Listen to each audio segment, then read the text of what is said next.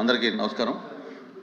I am announced to the House that Srimati Anita Vangalapudi, Minister of Home Affairs and Disaster Management, will present the General Budget for 2026-2027. ధన్యవాదాలు అధ్యక్ష. గౌరవనీయుల అధ్యక్ష, గౌరవ ముఖ్యమంత్రి గారికి, గౌరవ ఉప ముఖ్యమంత్రి గారికి, అదేవిధంగా గౌరవ సభ్యులందరికీ కూడా పేరు పేరు నమస్కారాలు తెలియజేసుకుంటూ 2026-27 ఆర్థిక సంవత్సరానికి బడ్జెట్ ప్రతిపాదనల్ని ఈ గౌరవ సభ ఆమోదం కోసం ప్రవేశపెడుతున్నాను. ఈ బడ్జెట్ ఒట్టి జమా ఖర్చుల లెక్క మాత్రమే కాదు, 5 కోట్ల ప్రజల ఆశలు ఆకాంక్షలు నెరవేర్చేందుకు ఉద్దేశించిన రోడ్ మ్యాప్ ఇది. వరుసగా 3వసారి బడ్జెట్ సమర్పించడం నాకు దక్కిన అపూర్వమైన గౌరవంగా భావిస్తూ ఈ అవకాశం ఇచ్చిన ముఖ్యమంత్రి చంద్రబాబు నాయుడు గారికి సర్వదా కృతజ్ఞతలు తెలియజేసుకుంటూ, మా దృష్టిలో బడ్జెట్ అంటే కేవలం పద్దుల ప్రకటన కాదు, ఇది అంకెలకు అతీతం. రాష్ట్ర అభివృద్ధి, ప్రజా సంక్షేమాలని జోడెద్దుల బండిలా పరుగులు పెట్టించాలన్న మా దృఢ సంకల్పాన్ని బలంగా చాటి చెప్పే ఒక ప్రకటన. ఈ బడ్జెట్ సాగునీటి కోసం ఎదురుచూసే రాయలసీమ రైతుల కలల్ని సాకారం చేసేది, అవకాశం కోసం ఎదురు చూస్తున్న శ్రీకాకుళం జిల్లాలోని యువ పట్టభద్రులకు గుండె నిబ్బరాన్నిచ్చేది, భవిష్యత్తుపై కొండంత ఆశతో కుటుంబాన్ని నడిపిస్తున్న నెల్లూరు జిల్లాలోని గృహిణికి భరోసానిచ్చేది, కోస్తాంధ్రలోని మహిళా పారిశ్రామికవేత్తల్లో స్ఫూర్తిని నింపేది. దీనిలో ప్రతిపాదించే ప్రతి రూపాయి రాష్ట్ర ప్రజల ఆశలు ఆకాంక్షల్ని సాకారం చేసేందుకు ఉద్దేశించింది. గత ప్రభుత్వ విధ్వంసకర పాలన చేసిన లోతైన గాయాలు, మిగిల్చిన చేదు అనుభవాలు మనం ఏం చేయకూడదో నిరంతరం గుర్తు చేస్తున్నాయి. గత ప్రభుత్వ దుష్ట పరిపాలన వల్ల రాష్ట్రానికి జరిగిన భారీ నష్టాన్ని, ఆర్థిక విధ్వంసాన్ని గమనంలో ఉంచుకొని 2024 సంవత్సర బడ్జెట్ ప్రవేశపెట్టాను. గత ప్రభుత్వం మిగిల్చిన గాయాలను మాన్పి 5 ఏళ్ల విషాదాన్ని దాటుకొని రాష్ట్రాన్ని పునర్నిర్మాణం దిశగా నడిపించేందుకు 2024 బడ్జెట్ బలమైన పునాది వేసింది. 2025 బడ్జెట్ స్వర్ణాంధ్ర 2047 లక్ష్యానికి అనుగుణంగా రాష్ట్రాన్ని అభివృద్ధి పదంలో నడిపింది. అంత భారీ విధ్వంసానికి గురైన రాష్ట్రాన్ని పునర్నిర్మించేందుకు 2 ఏళ్లు చాలా తక్కువ సమయం. 2014లో జరిగిన అహేతుక విభజన రాష్ట్రానికి తగిలిన మొదటి దెబ్బ అయితే 2019-24 మధ్య అప్పటి ప్రభుత్వం చేసిన దుష్పరిపాలన రాష్ట్రానికి తగిలిన మరో పెద్ద షాక్. గత ప్రభుత్వం చేసిన ఆర్థిక విధ్వంసం, అపసవ్య విధానాలు, పాలకుల అసమర్థత రాష్ట్రాన్ని మరింత ఇబ్బందుల్లో కూరుకుపోయేలా చేశాయి. ఇన్ని సవాళ్లను ఎదుర్కొంటూ కూడా కూటమి ప్రభుత్వం అనుసరించిన నిర్మాణాత్మకమైన విధానాల వల్ల 2024 జూన్ నుంచి 20 నెలల్లో రాష్ట్రం అద్భుతమైన అభివృద్ధి పదంలో సాగిందని చెప్పడానికి గర్వపడుతున్నాను. ఇప్పటి వరకు మనం ఏం సాధించాం, ఇప్పుడు ఎక్కడున్నాం, ఇంకా చేయాల్సిందేంటి అన్న అంశాన్ని కూలంకషంగా మదింపు చేసుకొని ఈ బడ్జెట్ రూపొందించాం. అటు ఉత్తరాంధ్ర నుంచి ఇటు రాయలసీమ వరకు ప్రజల జీవితాల్లో గొప్ప మార్పు తేవడం ఈ బడ్జెట్ ఉద్దేశం, మా లక్ష్యం. కేవలం కాగితాలపై కనిపించే వృద్ధి లెక్కలు కానే కాదు, అభివృద్ధి సంక్షేమ ఫలాలని క్షేత్రస్థాయిలోని ప్రజలకు అందేలా చేసి వారి జీవితాల్లో వెలుగులు చూడాలన్నదే మా తపన. విధ్వంసం నుంచి వికాసం దిశగా 2024 జూన్ నుంచి ఇప్పటి వరకు సాగిన అభివృద్ధి ప్రయాణం నిజంగా అద్భుతం. 2024-25లో అధికారంలోకి వచ్చిన మొదటి సంవత్సరంలోనే ఆర్థిక వ్యవస్థను మళ్లీ గాడిలో పెట్టాం. 2019-24 మధ్య 10.3% పడిపోయిన ఆర్థిక వృద్ధి రేటును 2024-25లో 11.7% పెంచాం. 2025-26లో ఎదురైన అనేక భౌగోళిక ఆర్థిక అనిశ్చితులు సృష్టించిన ప్రతికూల ప్రభావాల వల్ల ప్రపంచ ఆర్థిక వ్యవస్థ ఆటుపోట్లు ఎదుర్కొంది. కానీ భారత్ మాత్రం స్థిరంగా నిలబడింది. జమ్మూ కాశ్మీర్లో అమాయకులైన పర్యాటకుల్ని పొట్టన పెట్టుకున్న ఉగ్రవాద మూకలకు ఆపరేషన్ సింధూర్తో భారత ప్రభుత్వం గట్టి జవాబునిచ్చింది. ఉగ్రవాదం, భౌగోళిక రాజకీయ అనిశ్చితులు, శుంకాల యుద్ధంతో తలెత్తిన ఉద్రిక్తతలను భారత్ చలించిందని ప్రధాని నరేంద్ర మోడీ నాయకత్వం ప్రపంచానికి బలమైన సందేశం ఇచ్చింది. భారతదేశానికి లభించిన గొప్ప వరం మోదీ నాయకత్వం. ఆయన నాయకత్వం భారత్ను శక్తివంతంగా తీర్చిదిద్దింది, ఆత్మవిశ్వాసంతో తలెత్తుకు నిలిచేలా చేసింది. ఆయన ఈరోజు భారత్ను ప్రపంచ వేదికపై సగర్వంగా తలెత్తుకునేలా చేశారు. కాబట్టే యావత్ జాతి మోదీ నాయకత్వానికి అండగా నిలబడింది. బులంద్ భారత్కి బులంద్ పెహచాన్ హై మోడీ. భారత్ ఎట్టి పరిస్థితుల్లో తన ప్రయోజనాల విషయంలో రాజీ పడబోదని ప్రపంచానికి అర్థమైంది. ప్రపంచంలో అనేక అస్థిర పరిస్థితులు ఉన్నప్పటికీ ప్రధాని నరేంద్ర మోడీ నాయకత్వంలో భారత్ 8% వృద్ధి రేటు సాధించి సత్తా చాటింది. భారతదేశంతో పాటు ఆంధ్రప్రదేశ్ కూడా ప్రపంచ వేదికపై వెలుగులీనుతుంది. విశాఖపట్నంలో ఏఐ డేటా సెంటర్ ఏర్పాటు చేయాలన్న గ్లోబల్ ఐటీ దిగ్గజం గూగుల్ నిర్ణయం ఒక్కసారిగా ప్రపంచ దేశాలన్నీ ఆంధ్రప్రదేశ్ వైపు తలెత్తేలా చూసేలా చేశాయి. దాన్ని బాహుబలి ఒప్పందంగా పేర్కొనవచ్చు. ప్రపంచ పెట్టుబడులకు గమ్యస్థానం ఆంధ్రప్రదేశ్ అని ఆ ఒప్పందం రుజువు చేసింది. గౌరవ ముఖ్యమంత్రి చంద్రబాబు నాయుడు గారి సమర్థ నాయకత్వం మరియు యువ నాయకుడు గౌరవ మంత్రివర్యులు శ్రీ నారా లోకేష్ గారి విశేష కృషి వలన ఇది సాధ్యపడింది. ఇదే కాదు, రాష్ట్రంలో పెట్టుబడులు వస్తున్నాయి, ప్రభుత్వంపై నమ్మకం పెరిగింది అంటే అది గౌరవ ముఖ్యమంత్రి గారి దార్శనిక పరిపాలన మరియు గౌరవ ఉప ముఖ్యమంత్రి శ్రీ పవన్ కళ్యాణ్ గారి విశ్వనీయ భాగస్వామ్యం వల్లనే సాధ్యమైంది. ఈ మార్పుకి సారథులు మన రాష్ట్ర ప్రజలేనని మేము బలంగా నమ్ముతున్నాం. 2024 జూన్లో రాష్ట్ర ప్రజలు ఎన్డీఏకి కనీ విని ఎరుగని రీతిలో ఘన విజయం కట్టబెట్టినప్పుడే ఈ మార్పు మొదలైంది. ప్రజలు మాకు వేసిన ప్రతి ఓటు వెనకాల వారి ఉద్దేశం బలంగా ప్రస్ఫుటమైంది. ప్రజలు వారితో పాటు వారి పిల్లలకు సురక్షితమైన బంగారు భవిష్యత్తు కోసం ఎన్డీఏని అధికారంలోకి తీసుకొచ్చారు. గత ప్రభుత్వం పారిశ్రామికవేత్తల్ని, పెట్టుబడిదారుల్ని రాష్ట్రం నుంచి తరిమివేసింది. 2019-24 మధ్య అప్పటి పాలకుల నుంచి ఎదురైన చేదు అనుభవాలతో పెట్టుబడిదారులు రాష్ట్రానికి రావాలంటేనే భయపడిపోయారు. పెట్టుబడులు రాకపోవటం, ఉన్న పరిశ్రమలనే మూసివేయటంతో నిరుద్యోగం తాండవించింది. కూటమి అధికారంలోకి వచ్చాక ఈ 20 నెలల్లో పరిస్థితులు పూర్తిగా మారాయి. పెట్టుబడిదారులకు దేశంలోనే అత్యంత అనుకూలమైన పరిస్థితులు ఇప్పుడు మన రాష్ట్రంలో ఉన్నాయి. దేశ జనాభాలో కేవలం 4.2% వాటా మాత్రమే ఉన్నప్పటికీ ఆంధ్రప్రదేశ్ ఇప్పుడు పెట్టుబడులను ఆకర్షించడంలో మిగతా రాష్ట్రాలను వెనక్కి నెట్టింది. పెట్టుబడిదారులకు అత్యంత స్నేహపాత్రమైన రాష్ట్రంగా నిలిచింది. బ్యాంక్ ఆఫ్ బరోడా నివేదిక ప్రకారం 2025-26 ఆర్థిక సంవత్సరంలో ప్రతిపాదిత పెట్టుబడుల్లో 25% ఆంధ్రప్రదేశ్కు రావటమే దీనికి నిదర్శనం. బ్రాండ్ చంద్రబాబు వల్ల ఇది సాధ్యమైంది. ఇప్పటి వరకు మనం ఈజ్ ఆఫ్ డూయింగ్ బిజినెస్ గురించి మాట్లాడే వాళ్ళం, ఇప్పుడు గేర్ మార్చాం. స్పీడ్ ఆఫ్ డూయింగ్ బిజినెస్ ఇప్పుడు మన నినాదం. గౌరవ ముఖ్యమంత్రి చంద్రబాబు నాయుడు గారి సమర్థ నాయకత్వం, దార్శనికత, ప్రభుత్వ సుస్థిర విధానాలు రాష్ట్రాన్ని విజన్ స్వర్ణాంధ్ర 2047 లక్ష్యం దిశగా వేగంగా నడిపిస్తున్నాయి.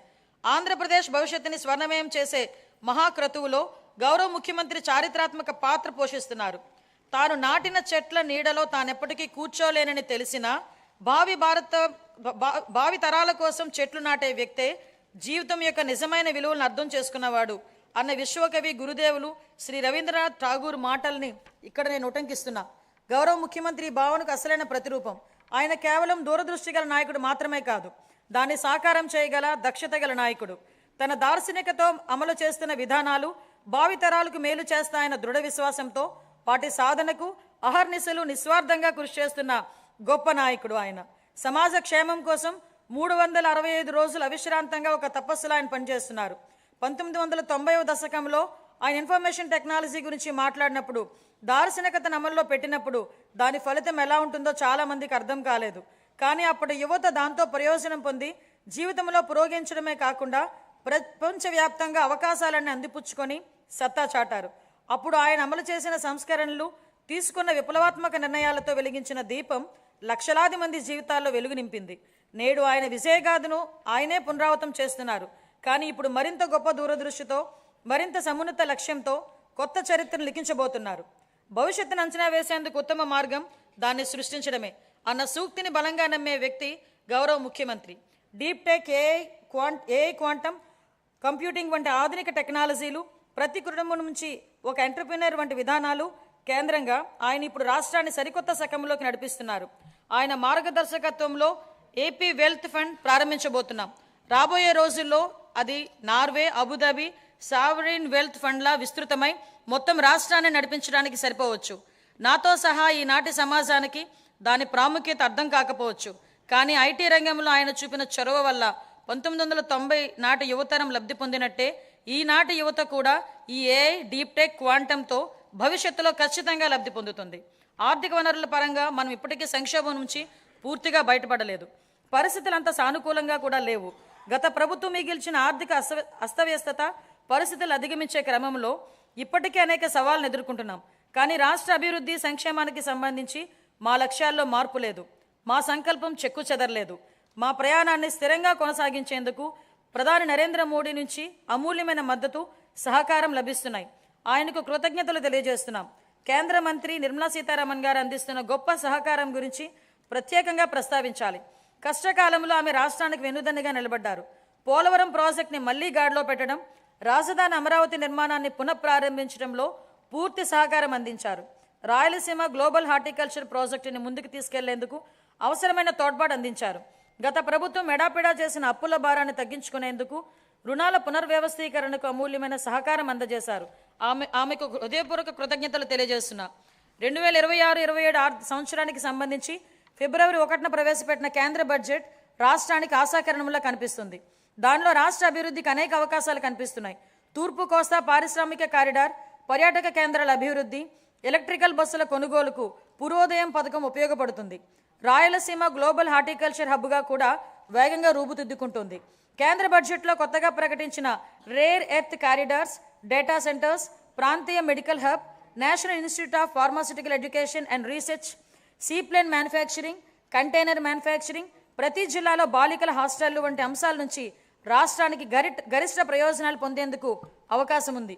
ప్రపంచవ్యాప్తంగా ఇప్పుడు ప్రభుత్వ రంగ ప్రాజెక్టుల్ని పీపీపీ ఛాలెంజ్ విధానాల్లో చేపట్టే ట్రెండ్ నడిపిస్తోంది.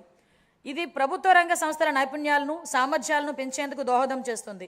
పీపీపీ విధానంలో ప్రైవేట్ రంగానికి ఉన్న అనుభవంతో ప్రభుత్వ ప్రాజెక్టుల్ని మరింత మెరుగ్గా అమలు చేయగలం. ప్రాజెక్టులని వ్యయాలను నిర్ణయించడంలో పారదర్శకతకు, పోటీతత్వానికి పెంచేందుకు ఛాలెంజ్ విధానం దోహదం చేస్తుంది. కేంద్ర ప్రభుత్వం బడ్జెట్లో చాలా ప్రాజెక్టులని ఛాలెంజ్ విధానంలో ప్రకటించడంతో ఆంధ్రప్రదేశ్కు కొత్త అవకాశాలకు ద్వారాలు తెరిచినట్టయింది. ఛాలెంజ్ మోడల్లో ప్రాజెక్టులు చేపట్టేందుకు రాష్ట్రం పూర్తిగా సంసిద్ధంగా ఉంది. ఇతర రాష్ట్రాల్లో పోటీపడి chemical park, mega textile park, city economic regions, university township వంటి ప్రాజెక్టులు సాధించుకోగలమన్న విశ్వాసం మాకుంది. సిటీ ఎకనామిక్ రీజియన్స్ ప్రాజెక్టులో పోటీ పడేందుకు విశాఖపట్నం ఎకనామిక్ రీజియన్ ప్లాన్ ఇప్పటికే సిద్ధం చేశాం. విజన్ స్వర్ణాంధ్ర 2047 అమలుకి, ప్రాంతీయ ఆకాంక్షలు నెరవేర్చేందుకు, సమ్మిళిత అభివృద్ధి సాధించేందుకు మా ప్రభుత్వం ప్రాంతీయ అభివృద్ధి విధానాన్ని అనుసరిస్తోంది. విశాఖపట్నం, అమరావతి, తిరుపతి రీజియన్లను రాష్ట్రానికి కీలకమైన గ్రోత్ ఇంజన్లుగా గుర్తించింది. నీతి ఆయోగ్తో కలిసి విశాఖపట్నం ఎకనామిక్ రీజియన్కి ఎకనామిక్ మాస్టర్ ప్లాన్ తయారు చేశాం. శ్రీకాకుళం, పార్వతీపురం, మన్యం, విజయనగరం, విశాఖపట్నం, అల్లూరు సీతారామరాజు, అనకాపల్లి, పోలవరం, కాకినాడ, తూర్పుగోదావరి, డాక్టర్ బిఆర్ అంబేద్కర్ కోనసీమ జిల్లాలు దీని పరిధిలోకి వస్తాయి. దీనిలో మొత్తం 7 గ్రోత్ డ్రైవర్లు ఉన్నాయి. మ్యానుఫ్యాక్చరింగ్, సర్వీసెస్, మౌలిక వసతులు, పట్టణీకరణ, వ్యవసాయ రంగాల్లో 41 హై ఇంపాక్ట్ ప్రాజెక్టులు ఏర్పాటవుతాయి. వాటికి అవసరమైన నిధుల్ని కేంద్ర ప్రభుత్వం, ప్రైవేట్ రంగాల నుంచి సమకూర్చుకుంటాం. మెట్రో రైల్ ప్రాజెక్టులు సహా వీఈఆర్కి సంబంధించిన సుమారు 28,000 కోట్ల రూపాయలతో ప్రాజెక్టులు ప్రతిపాదనలు సమర్పిస్తున్నాం.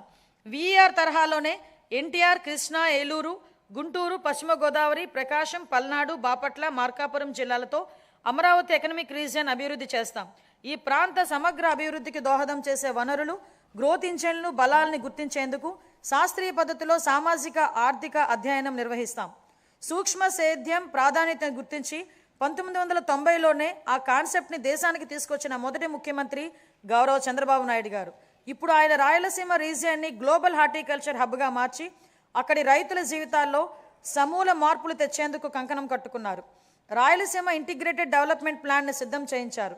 దానిలో భాగంగా 2030 నాటికి ఉద్యాన పంటల విస్తీర్ణాన్ని 8.41 లక్షల హెక్టార్ల నుంచి 14.41 లక్షల హెక్టార్లకు పెంచబోతున్నాం. సాగునీరు, సూక్ష్మ సేద్యం ప్రాజెక్టుల ద్వారా నీటి ఎద్దడి అనేది లేకుండా చేస్తాం. ప్రపంచ మార్కెట్లతో అనుసంధానానికి రోడ్లు కనెక్టివిటీ పెంచుతాం. అనంతపురం, అన్నమయ్య, చిత్తూరు, కర్నూలు, నంద్యాల, ప్రకాశం, మార్కాపూర్, శ్రీ సత్యసాయి, తిరుపతి, వైఎస్ఆర్ కడప జిల్లాలోని 303 మండలాల పరిధిలో 200కి పైగా క్లస్టర్లను ఏర్పాటు చేస్తాం. Product perfection, forward and backward integration మొత్తం వాల్యూ చైన్లో ప్రపంచవ్యాప్తంగా ఉన్న అత్యుత్తమ విధానాలను అమలు చేయడం వంటివి ప్రణాళికలో భాగం. ఈ ప్రాజెక్టు వల్ల ఉత్పాదక గణనీయంగా పెరుగుతుంది. ఉద్యాన ఉత్పత్తులకు మంచి ధర లభిస్తుంది. లక్షల మంది రైతులకు లబ్ధి చేకూరుతుంది. వ్యవసాయేతర రంగాల్లో ప్రత్యక్షంగా 9 లక్షల ఉద్యోగాలు లభిస్తాయి. రాయలసీమపై వెనుకబడిన ప్రాంతం అన్న ముద్ర తొలగిపోతుంది. ఇకపై రాయలసీమ పేరు చెబితే మిగులు అన్న మాట తప్ప కొరత అన్న మాట వినబడదు. ఈ ప్రాజెక్టుకి సంబంధించి 30,000 కోట్ల రూపాయలతో ప్రతిపాదనలు సమర్పిస్తున్నాం. అప్పుల గురించి మాట్లాడుతున్న ప్రతిపక్ష మిత్రులకు ఒక విషయం గుర్తు చేయదలుచుకున్నాను. మాకు 9.74 లక్షల కోట్ల రూపాయల అప్పులు మిగిల్చి వెళ్ళింది మీ ప్రభుత్వమే. మీరు చేసిన అప్పులు తీర్చడానికి మేము మళ్ళీ అప్పులు చేయాల్సిన పరిస్థితి తలెత్తింది. ఈరోజు మేము అప్పుగా తెస్తున్న ప్రతి రూపాయి ఉత్పాదక వ్యయంలోకే వెళ్తుంది. అది రైతులు, మహిళలు, విద్యార్థులు, వృద్ధుల చేతుల్లోకి వెళుతుంది. గత ప్రభుత్వ నిర్వాహకాల వల్ల సకాలంలో జీతాలు కూడా వెళ్ళని దుస్థితి నుంచి ఇప్పుడు మా ప్రభుత్వం సమర్థ పాలనా విధానాలతో ఆర్థిక సుస్థిరత దిశగా అడుగులు వేస్తుంది. ఖర్చులు తగ్గించుకొని, వనరులు పెంచుకొని ఆర్థిక స్థిరత్వం దిశగా ప్రయాణిస్తుంది. సంక్షోభంలో ఉన్న రాష్ట్రాన్ని ఆకాంక్షల సాకారం దిశగా నడిపిస్తున్నాం. మా అభివృద్ధి వ్యూహంలో అత్యంత కీలకమైన సాగునీటి రంగానికి బడ్జెట్ అధిక ప్రాధాన్యతమిస్తుంది. మనం నిల్వ చేసే ప్రతి నీటి బొట్టు, పునరుద్ధరించే ప్రతి కాలువ, సాగునీరు అందించే ప్రతి ఎకరం ప్రజల జీవితాల్ని మారుస్తాయని బలంగా విశ్వసించే ప్రభుత్వం మాది. వాతావరణ మార్పులు, వర్షపాతంలో అనూహ్యమైన హెచ్చుతగ్గులు వంటివి ఋతుపవనాలపై పూర్తిగా భరోసాగా ఉండలేని పరిస్థితులు కల్పిస్తున్నాయి. అందుకే నీటి నిల్వ, సమర్థ పంపిణీపై ఎక్కువ దృష్టి పెట్టాం. కేవలం ప్రాజెక్టులు కడితే సరిపోదు. భవిష్యత్తు తరాలకు దీర్ఘకాలిక నీటి భద్రతను కల్పించేలా మన విధానాలు ఉండాలన్నది మా లక్ష్యం. గత ప్రభుత్వం ప్రజల నిజమైన అవసరాలను అర్థం చేసుకోలేదు. బిల్లులు చెల్లించకపోవటం, అధ్వాన నిర్వహణ వల్ల సాగునీటి ప్రాజెక్టులు ఎక్కడొక్కడే నిలిచిపోయాయి. రాయలసీమ, ఉత్తరాంధ్ర ప్రాంతాలు సాగునీటి ప్రాజెక్టుల కోసం ఆశగా ఎదురు చూస్తూనే ఉన్నాయి.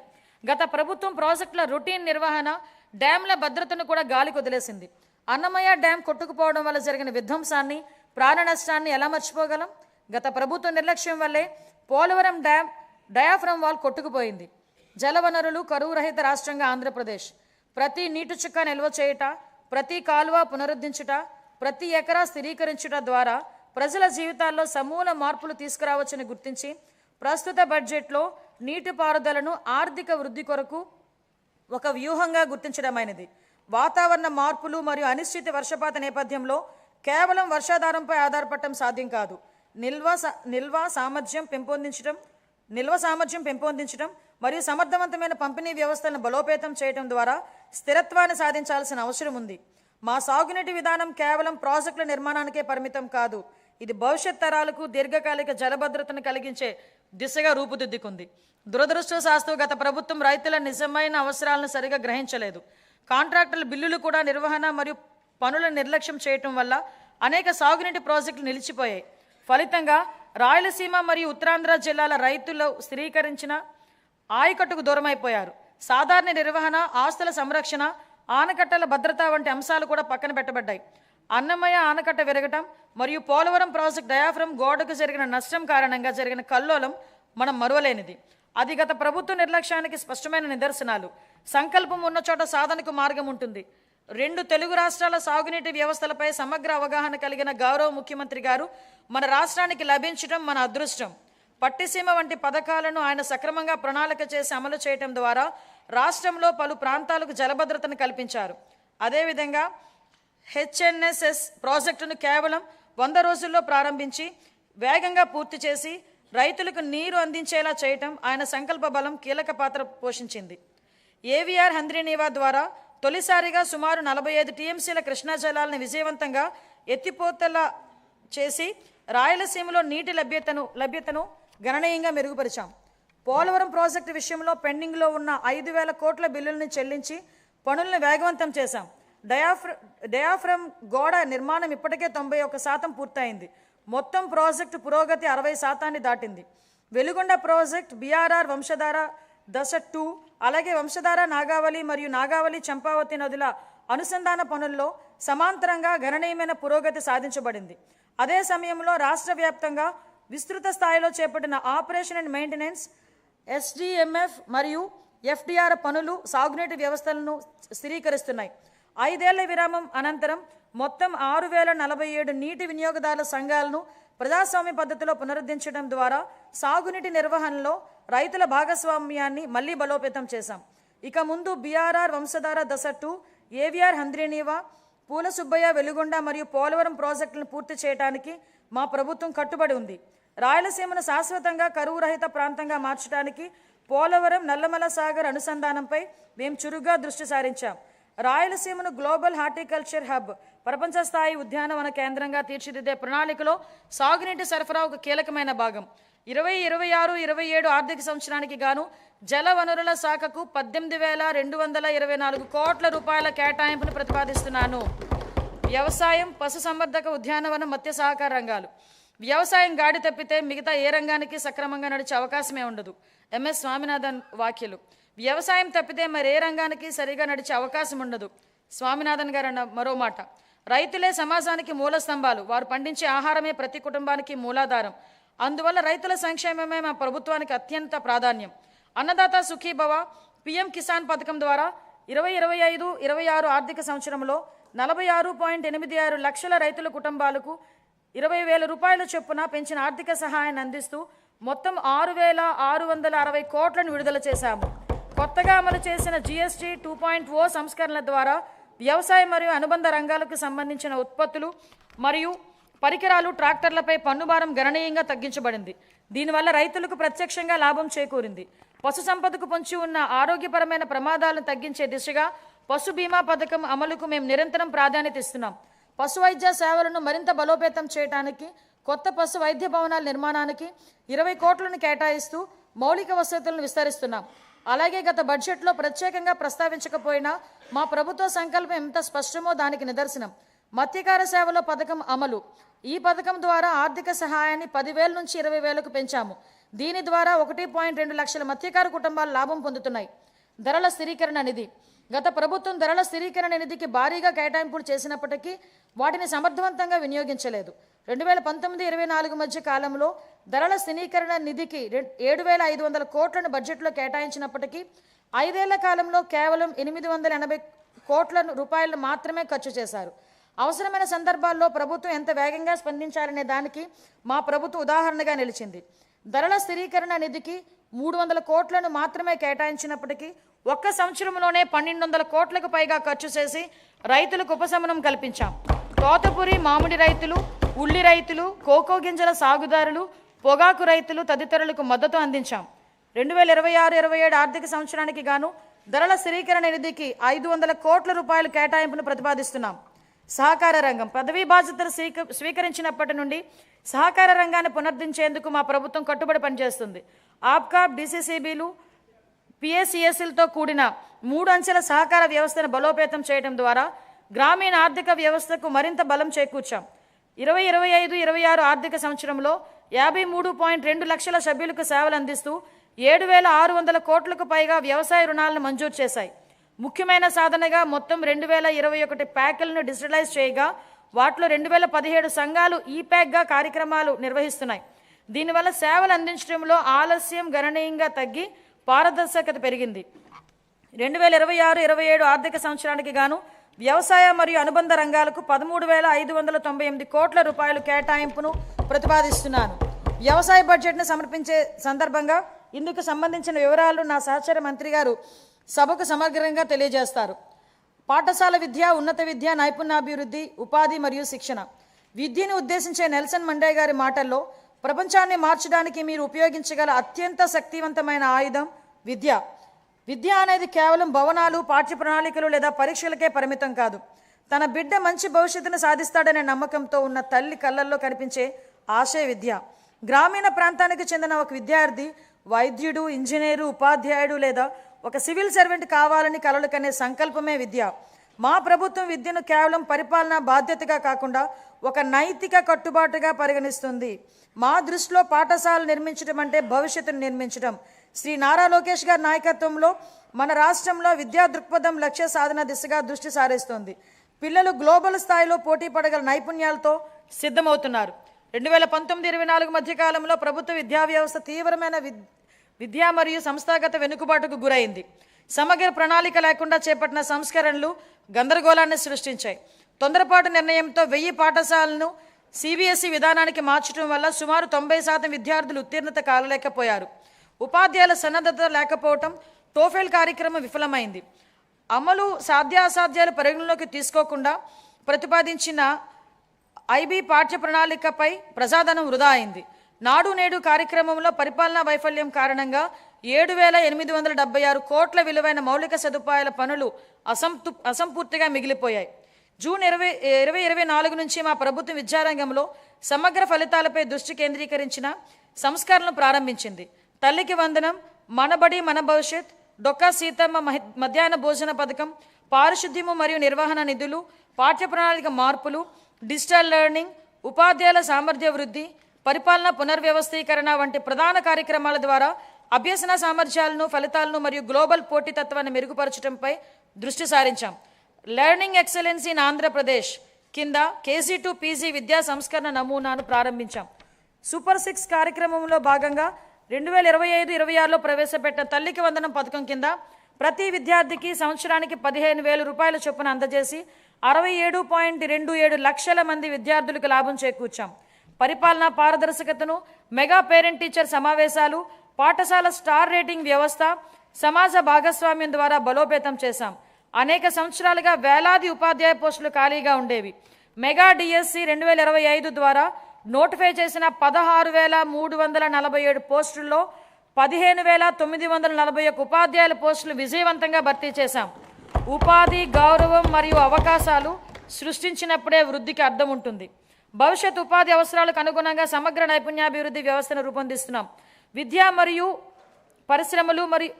పరిశ్రమలు మరియు అభివృద్ధి చెందుతున్న సాంకేతిక రంగాల మధ్య సమన్వయంపై దృష్టి సారిస్తున్నాం. ప్రత్యక్ష అనుభవాన్ని కల్పించేందుకు అన్ని ప్రభుత్వ ఐటీఐలు 167 పరిశ్రమ భాగస్వామ్యులతో అవగాహన ఒప్పందాలు కుదుర్చుకున్నాయి. ఈ ఆర్థిక సంవత్సరంలో 9,188 మంది శిక్షణార్థులు పరిశ్రమల్లో ప్రత్యక్ష శిక్షణ పొందగా ప్రభుత్వ ఐటీఐ విద్యార్థుల్లో 98% మంది నియామకాలు లేదా అప్రెంటిస్ అవకాశాలను పొందారు. 2026-27 ఆర్థిక సంవత్సరానికి నేను ఈ క్రింది విధంగా కేటాయింపులను ప్రతిపాదిస్తున్నాను. పాఠశాల విద్యాశాఖకు 32,308 కోట్లు, అందులో ప్రజా పాఠశాలల మౌలిక వసతుల సమగ్ర అభివృద్ధికి 1,500 కోట్లు, ఉన్నత విద్యాశాఖకు 2,567 కోట్లు, నైపుణ్యాభివృద్ధి మరియు శిక్షణ శాఖకు 1,232 కోట్ల రూపాయలు ప్రతిపాదిస్తున్నాను. పంచాయతీరాజ్ మరియు గ్రామీణాభివృద్ధి గౌరవ ఉప ముఖ్యమంత్రి శ్రీ కె పవన్ కళ్యాణ్ గారి నాయకత్వంలో ఆంధ్రప్రదేశ్ గ్రామీణ ముఖ చిత్రం రూపాంతరం చెందుతుంది. 2025-26 ఆర్థిక సంవత్సరంలో 3.44 లక్షల ఎన్నికైన ప్రజాప్రతినిధులు మరియు కార్యనిర్వాహకులకు శిక్షణ ఇవ్వడం ద్వారా ఆంధ్రప్రదేశ్ దేశవ్యాప్తంగా ప్రథమ స్థానాన్ని సాధించింది. 15 ఆగస్టు 2019 నుంచి 2024-25 వరకు అమల్లో ఉన్న జల్ జీవన్ మిషన్ కింద గత ప్రభుత్వం మొత్తం 26,824 కోట్ల ప్రాజెక్ట్ వ్యయంలో కేంద్ర భాగస్వామ్యంగా లభించిన నిధులలో కేవలం 2,255 కోట్లను మాత్రమే వినియోగించింది. 2023-24లో కేంద్రం నుంచి తక్కువ కేటాయింపులు వచ్చినప్పటికీ ఛత్తీస్గఢ్, జార్ఖండ్, గుజరాత్, ఒడిశా వంటి రాష్ట్రాలు ఆంధ్రప్రదేశ్ కంటే ఎక్కువగా ఖర్చు చేశాయి. మా ప్రభుత్వం ఈ పథకాన్ని పునరుద్ధరించేందుకు ముందడుగు వేసింది. మా విజ్ఞప్తిని స్వీకరించి పథకం గడువుని 2028 వరకు పొడిగించిన భారత ప్రభుత్వానికి మా కృతజ్ఞతలు. దీర్ఘకాలిక స్థిరత్వ సమస్యలను పరిష్కరించడంతో పాటు 100% కవరేజ్ సాధించేందుకు ఉపరితల జల ఆధారిత మల్టీ విలేజ్ స్కీమ్స్ ద్వారా ఈ కార్యక్రమాన్ని పునర్వ్యవస్థీకరించాం. ప్రతి వ్యక్తికి రోజుకి 55 లీటర్ల తాగునీటి సరఫరాను నిర్ధారించే దిశగా చర్యలు తీసుకుంటున్నాం. గ్రామీణ అనుసంధానతను బలోపేతం చేస్తూ 4,000 కిలోమీటర్లకు పైగా గ్రామీణ రహదారుల పనులను చేపట్టడం జరిగింది. వీటిలో అనేక పనులు పూర్తి చేయడం జరిగింది మరియు మిగతా పనులు ముగింపు దశలో ఉన్నాయి. దీని ద్వారా దూర ప్రాంతాల గ్రామాల్లో మార్కెట్ ప్రాప్తి, ఆదాయ వృద్ధి మరియు ఆర్థిక స్థిరత్వం మెరుగుపడుతుంది. శాస్కీ కింద 2,123 కోట్లను కేటాయించాం. 2026-27 ఆర్థిక సంవత్సరానికి పంచాయతీరాజ్ మరియు గ్రామీణాభివృద్ధి శాఖకు 22,942 కోట్లను కేటాయించాలని నేను ప్రతిపాదిస్తున్నాను.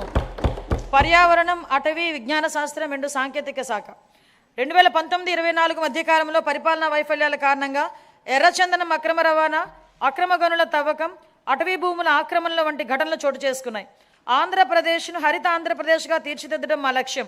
2030 నాటికి 37% మరియు 2047 నాటికి 50% పచ్చదనం సాధించే దిశగా అటవీ సంపదను స్థిరంగా నిర్వహించడం, ఎడారీకరణను ఎదుర్కోవటం వంటి చర్యలను అమలు చేస్తున్నాం.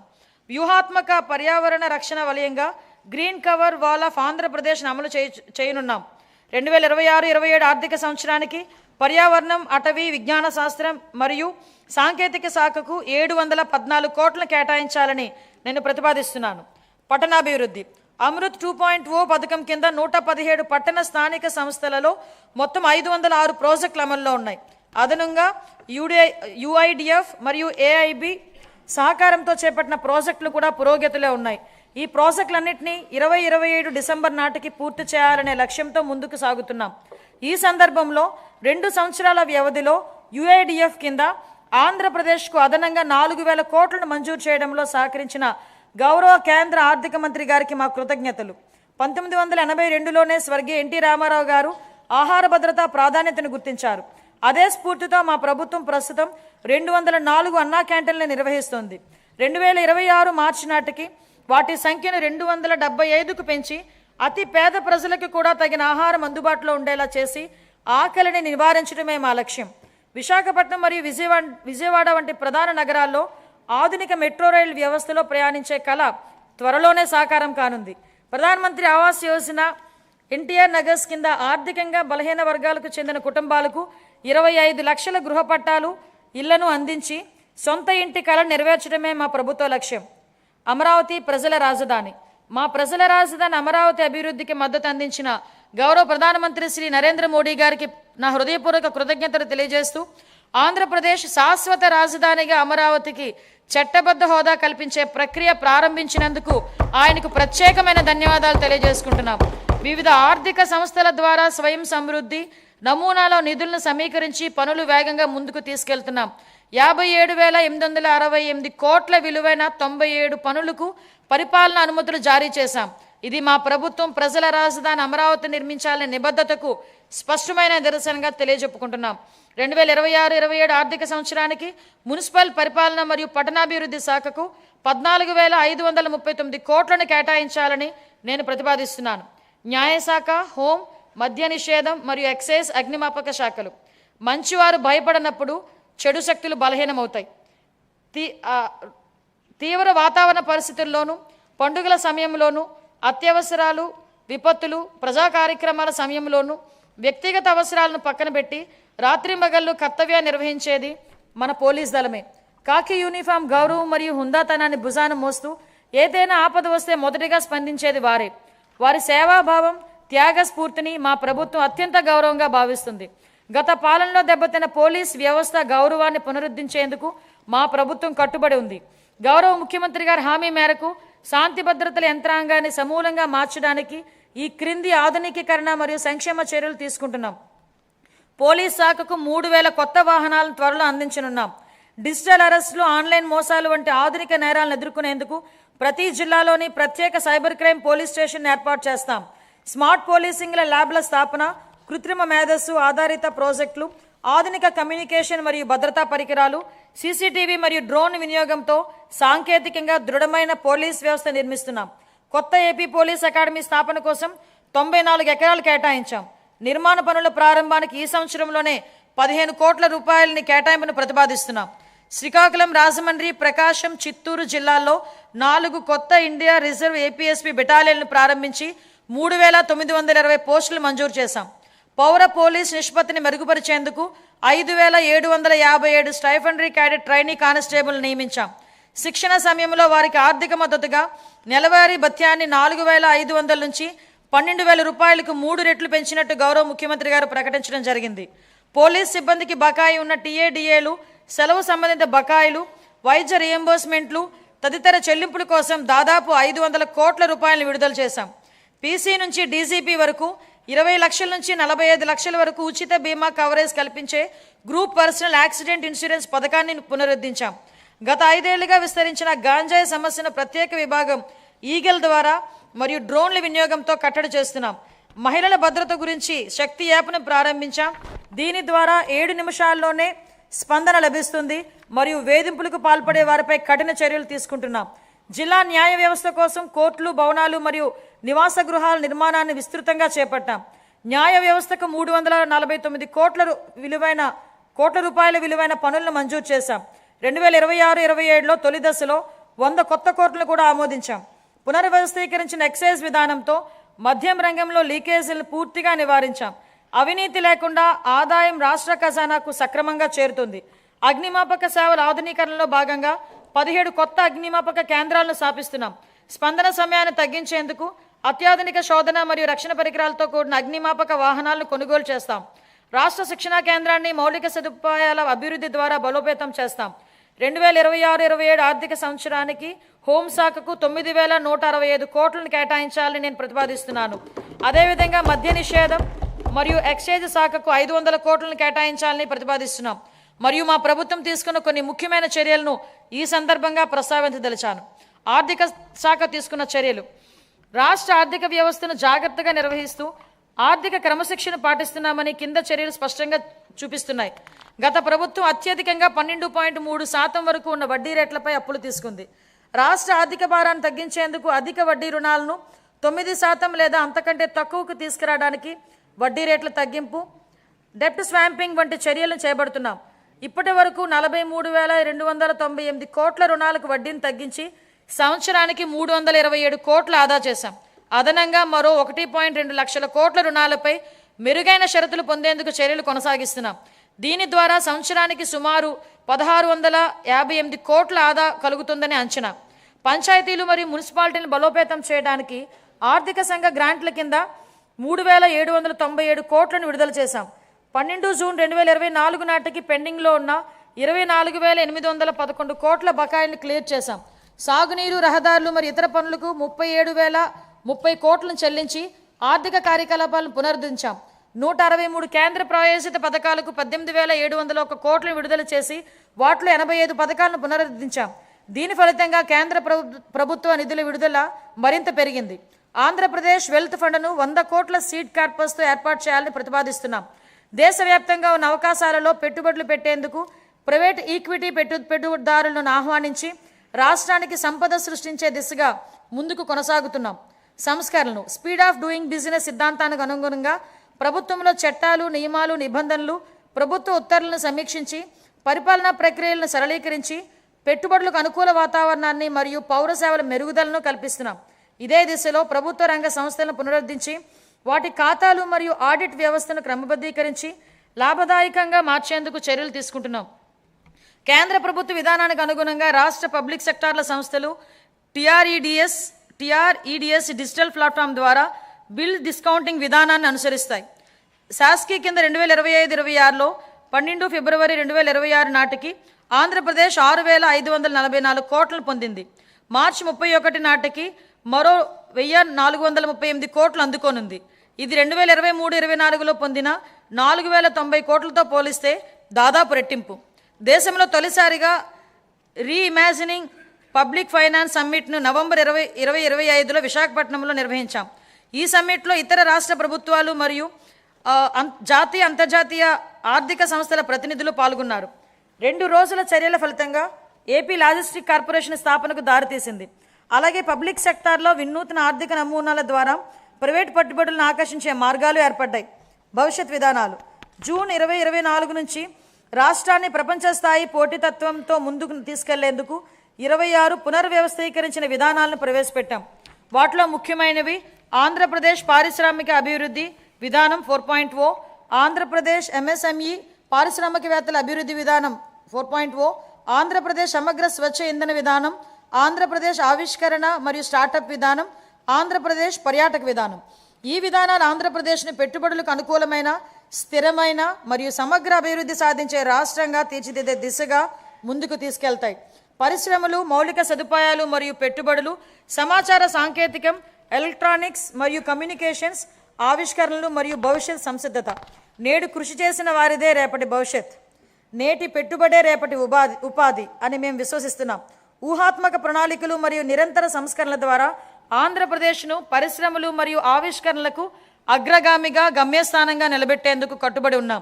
2019-24 మధ్యకాలంలో పారిశ్రామిక అభివృద్ధి పూర్తిగా దెబ్బతింది. అయితే మా ప్రభుత్వ అచంచల కృషితో కేవలం 18 నెలల్లో బ్రాండ్ ఆంధ్రాను పునరుద్ధరించాం.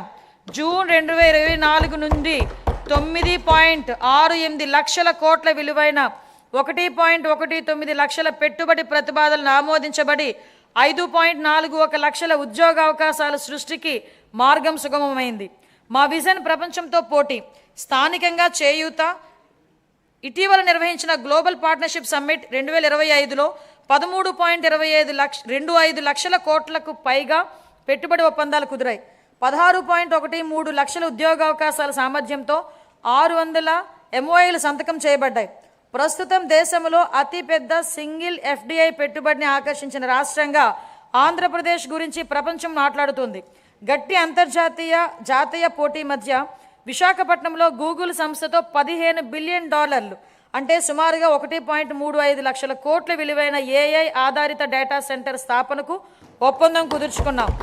గౌరవ IT మంత్రి నారా లోకేష్ గారు బ్రాండ్ చంద్రబాబుని సమర్థవంతంగా వినియోగించి ఈ చారిత్రాత్మక ఒప్పందాన్ని సాధించారు.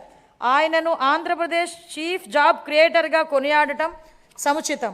అదనంగా అనకాపల్లిలో సమగ్ర ఉక్కు కర్మాగారం, నక్కపల్లిలో బల్క్ డ్రగ్ పార్క్, సమగ్ర సౌర సెల్ ప్రాజెక్ట్, 500 సిబిజీ ప్లాంట్లు, కాకినాడలో గ్రీన్ అల్యూమినియం ప్రాజెక్ట్, ఓర్వకల్లో సెమీ కండక్టర్ యూనిట్ వంటి ప్రముఖ పెట్టుబడులు ఆకర్షించగలిగాం.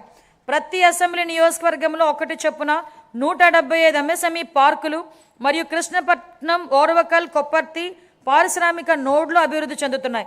రామాయపట్నం 75%, మూలపేట 65%, మచిలీపట్నం 50%, కాకినాడ ఎస్సీజెడ్ పోర్ట్ 32% వంటి కొత్త పోర్టుల ప్రాజెక్టులు వేగవంతంగా పురోగమిస్తున్నాయి.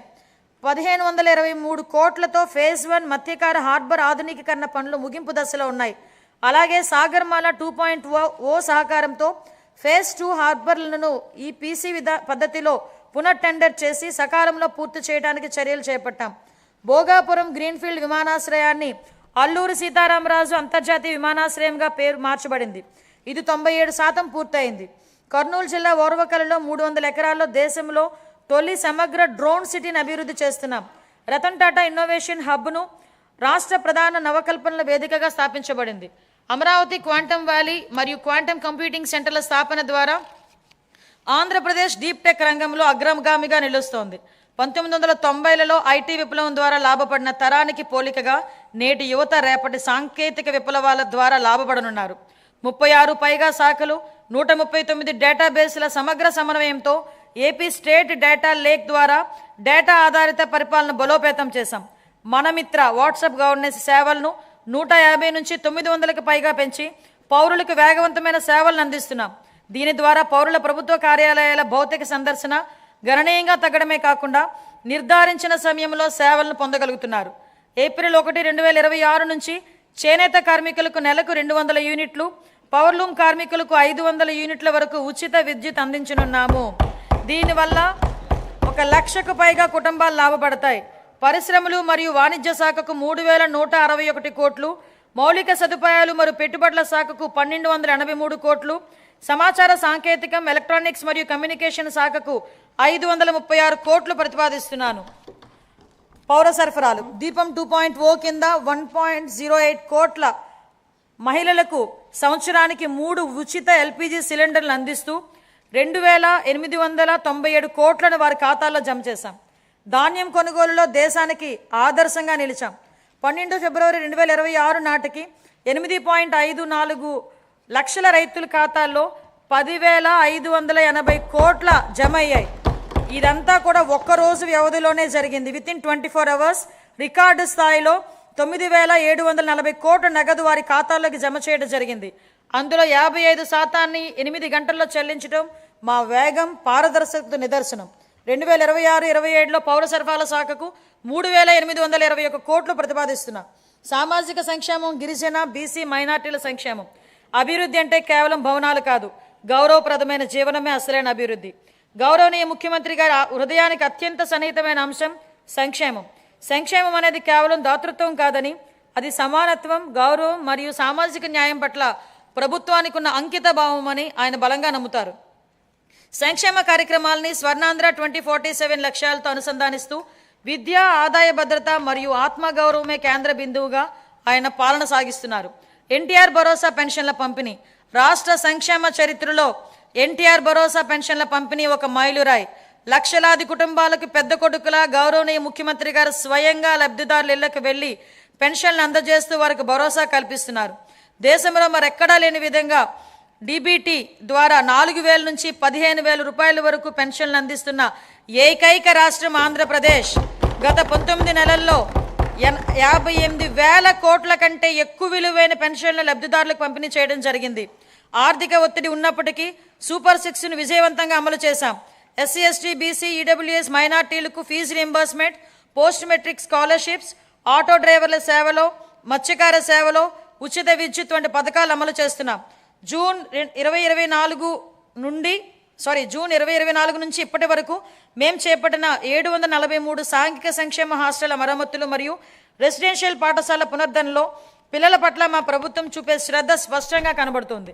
పిల్లలు మంచిగా చదువుకోవడానికి స్వచ్ఛమైన తాగునీరు, సీసీటీవీ రియల్ టైం పర్యవేక్షణలు కల్పించి వారి ఆరోగ్యం మరియు భద్రతా వ్యవస్థను మెరుగుపరుస్తున్నాం. వీరికి మరింత సౌకర్యాల కల్పనకు హాస్టళ్లు మరియు రెసిడెన్షియల్ పాఠశాలల నేను 300 కోట్లు కేటాయించాలని ప్రతిపాదిస్తున్నా. 2025-26 మధ్యకాలంలో వివిధ పథకాల ద్వారా మైనార్టీల సంక్షేమం గురించి 3766 కోట్ల రూపాయలు ఖర్చు చేశాం. చాలా కాలం క్రితం మూలన పడిన ప్రధానమంత్రి జన్ వికాస్ కార్యక్రమం పునరుద్ధరించాం. 3 సంవత్సరాలుగా నిద్రాణంగా ఉన్న రాష్ట్ర వక్ఫ్ బోర్డును మేము పునరుద్ధరించాం.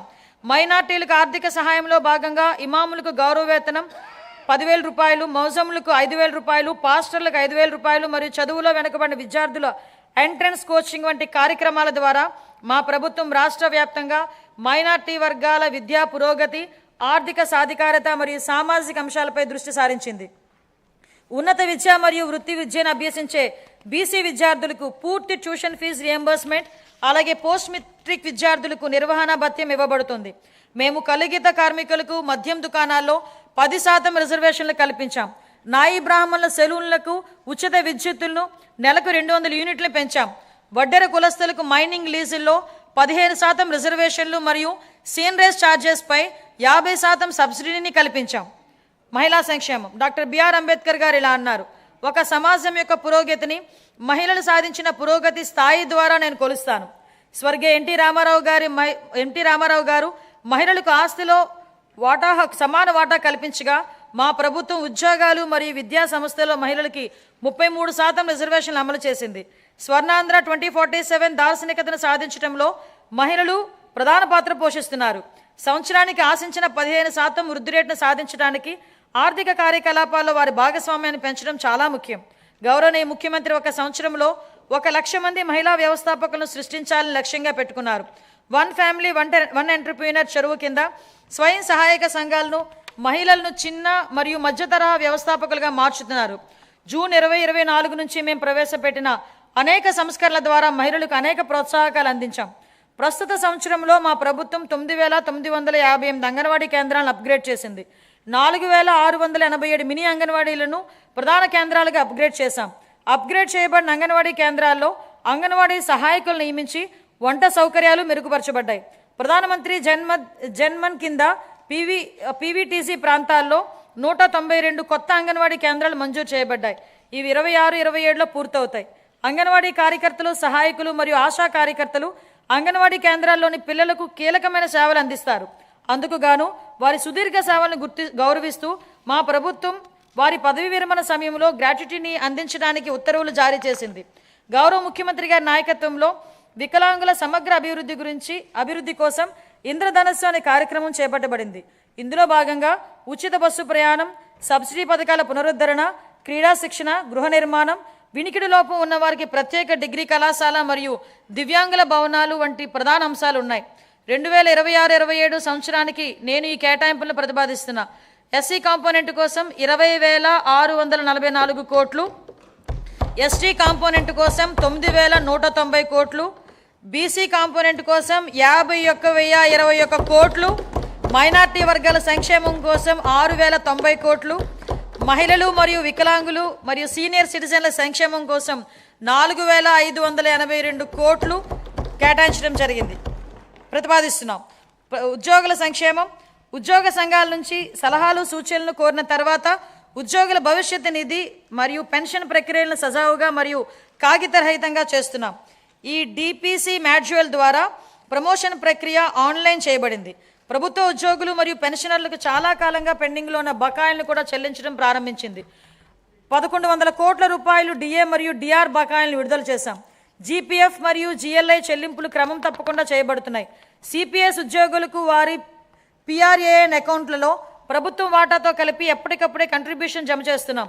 మహిళా ఉద్యోగులకు వాళ్ళ వృత్తి మరియు వ్యక్తిగత జీవితాల్లో సమతుల్యను పెంపొందించే దిశగా సర్వీసులో ఎప్పుడైనా పిల్లల సంరక్షణ సెలవును పొందేందుకు వీలుగా పిల్లల వయోపరిమితిని తొలగించాం.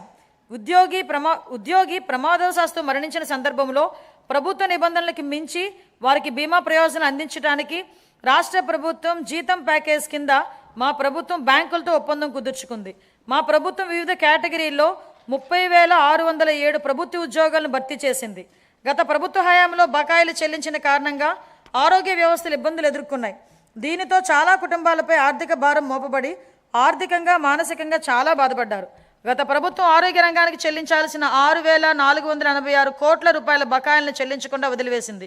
వీటిలో ఎక్కువ భాగం మా ప్రభుత్వం చెల్లించి ప్రజలకు ప్రభుత్వం మీద విశ్వాసం కల్పించింది. వ్యాధి చికిత్స కన్నా నివారణే ముఖ్యమని మేము నమ్ముతున్నాం. నివారణ వలన ఆరోగ్య అవసరాలపై జేబులోంచి ఖర్చును గణనీయంగా తగ్గిస్తుంది. మా ప్రభుత్వం అధికారం చేపట్టిన తర్వాత పౌరుడిని ఆరోగ్య సంరక్షణ కేంద్రంలో ప్రాజెక్ట్ సంజీవిని చేపట్టింది. కుప్పంలో సిటిజన్ హెల్త్ స్క్రీనింగ్ పైలట్ కింద 41 రోగ నిర్ధారణ పరీక్షలను కవర్ చేసి 63,867 మంది వ్యక్తులను పరీక్షించింది. 6,300 కంటే ఎక్కువ హై రిస్క్ కేసులను గుర్తించి వాటిని ప్రాజెక్ట్ సంజీవనికి అనుసంధానించింది. 2026-27 సంవత్సరానికి ఆరోగ్య, వైద్య మరియు కుటుంబ సంక్షేమ శాఖకు 19,306 కోట్లు కేటాయించాలని నేను ప్రతిపాదిస్తున్నాను. కార్మిక శాఖ. కేంద్ర ప్రభుత్వం ప్రవేశపెట్టిన కార్మిక సంస్కరణలకు అనుగుణంగా మా ప్రభుత్వం పాత చట్టాలను సమీకరించి నూతన కార్మిక కోడ్స్ను అమలు చేసింది. కార్మికుల సంక్షేమాన్ని మరింత బలోపేతం చేయడానికి కొత్త ఈఎస్ఐ వైద్య సేవా సదుపాయాలను ప్రారంభిస్తున్నాం.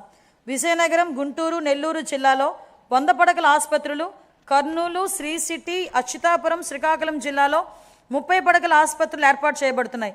తిరుపతి ఈఎస్ఐ ఆసుపత్రిని 50 పడకల నుంచి 100 పడకలకు విస్తరించడం ద్వారా రాయలసీమ ప్రాంతంలో ద్వితీయ శ్రేణి వైద్య సేవల అందుబాటు గణనీయంగా మెరుగుపడింది. 2026-27 ఆర్థిక సంవత్సరానికి కార్మిక శాఖకు 735 కోట్ల రూపాయలను కేటాయించాలని నేను ప్రతిపాదిస్తున్నాను. గృహ నిర్మాణం. 2019-24 మధ్యకాలంలో గృహ నిర్మాణ పథకాల కోసం కేటాయించిన సుమారు 3,300 కోట్లను ఇతర ప్రయోజనాలకు మళ్లించారు. జూన్ 2024 నుంచి ఆ నిధులను గృహ నిర్మాణానికి వినియోగించి 3 లక్షల ఇళ్ల నిర్మాణాన్ని పూర్తి చేశాం. సుమారు 6 లక్షల లబ్ధిదారులపై ఆర్థిక భారం తగ్గించేందుకు ఎస్సీ, బీసీ వర్గాలకు అదనంగా 50,000 రూపాయలు, ఎస్టీలకు 75,000 రూపాయలు, పీవీటీసీలకు ₹1,00,000 ఆర్థిక సహాయం అందిస్తున్నాం. వచ్చే సంవత్సరంలో మరో 6 లక్షల ఇళ్ల నిర్మాణం పూర్తి చేయాలని లక్ష్యంగా పెట్టుకున్నాం. అలాగే అర్హులైన ప్రతి కుటుంబానికి PMAY గ్రామీణ పథకం కింద ఇళ్లను మంజూరు చేస్తున్నాం. 2026-27 కోసం గృహ నిర్మాణ శాఖకు 6,357 కోట్లను కేటాయించాలని ప్రతిపాదిస్తున్నాను. ఎనర్జీ. ఆధునిక అభివృద్ధి ఎనర్జీ ప్రాణాధారం. ఎనర్జీ భద్రత అంటే ఆర్థిక భద్రత. వ్యవసాయం, పరిశ్రమలు, సేవారంగం, విద్య, ఆరోగ్యం ప్రతి రంగం విశ్వసనీయమైన అందుబాటు ధరలలో విద్యుత్తుపై ఆధారపడి ఉంది. గత పాలనలో PPL నష్టవ్యస్తంగా రద్దు చేయడం వల్ల అధిక ధరల విద్యుత్ కొనుగోలు చేయాల్సి వచ్చి ట్రూఅప్ ఛార్జీల రూపంలో ప్రజలపై భారంగా మారింది. మా ప్రభుత్వం సరియైన విద్యుత్ కొనుగోలు విధానాలు, స్వీయ ఉత్పత్తి పెంపు ద్వారా ఈ రంగాన్ని స్థిరీకరించి ఫలితంగా టారిఫ్ సవరణలు చేసి లబ్ధిని వినియోగదారులకు అందించగలిగాం. ప్రస్తుత సంవత్సరంలో వ్యవసాయ విద్యుత్ సబ్సిడీగా 11,000 కోట్లకు పైగా విడుదల చేసి 22.5 లక్షల రైతులకు లబ్ధి చేకూర్చాం. అలాగే ఆక్వా టారిఫ్ సబ్సిడీగా 890 కోట్లు విడుదల చేసి 48,500 మంది ఆక్వా వినియోగదారులకు మద్దతిచ్చాం. BPL వృత్తిదారులకు subsidy టారిఫ్లు కొనసాగిస్తున్నాం. సమగ్ర స్వచ్ఛ ఇంధన విధానం క్రింద జూన్ 2024 నుంచి 2.88 లక్షల కోట్ల విలువైన 55 ప్రాజెక్టులను మంజూరు చేశాం. ఇందులో 15.56 గిగావాట్ సౌరశక్తి, 4.86 గిగావాట్ వాయుశక్తి, 17.7 గిగావాట్ పంపుడు స్టోరేజ్ ప్రాజెక్టులు, ఒక MMATPA గ్రీన్ హైడ్రోజన్ వంటి ప్రాజెక్టులు ఉన్నాయి. 2026-27 కోసం ఎనర్జీ శాఖకు 13,934 కోట్లను కేటాయించాలని ప్రతిపాదిస్తున్నాను. రవాణా మరియు రహదారులు మరియు భవనాలు. గత పాలనలో రహదారుల దుస్థితి కారణంగా ప్రజలు తీవ్ర ఇబ్బందులు పడ్డారు. గుంతలతో నిండిన రహదారులు ప్రమాదాలకు దారితీశాయి. మా ప్రభుత్వం అన్ని వర్గాల రహదారుల మెరుగుదలకు విస్తృతంగా చర్యలు చేపట్టింది. ఈ సంవత్సరంలో 2,499 కోట్లతో 6,036 కిలోమీటర్ల రహదారులు మంజూరు చేయబడింది. పూర్వోదయ పథకం కింద ఈ బస్సులను పొందేందుకు ప్రయత్నిస్తున్నాం.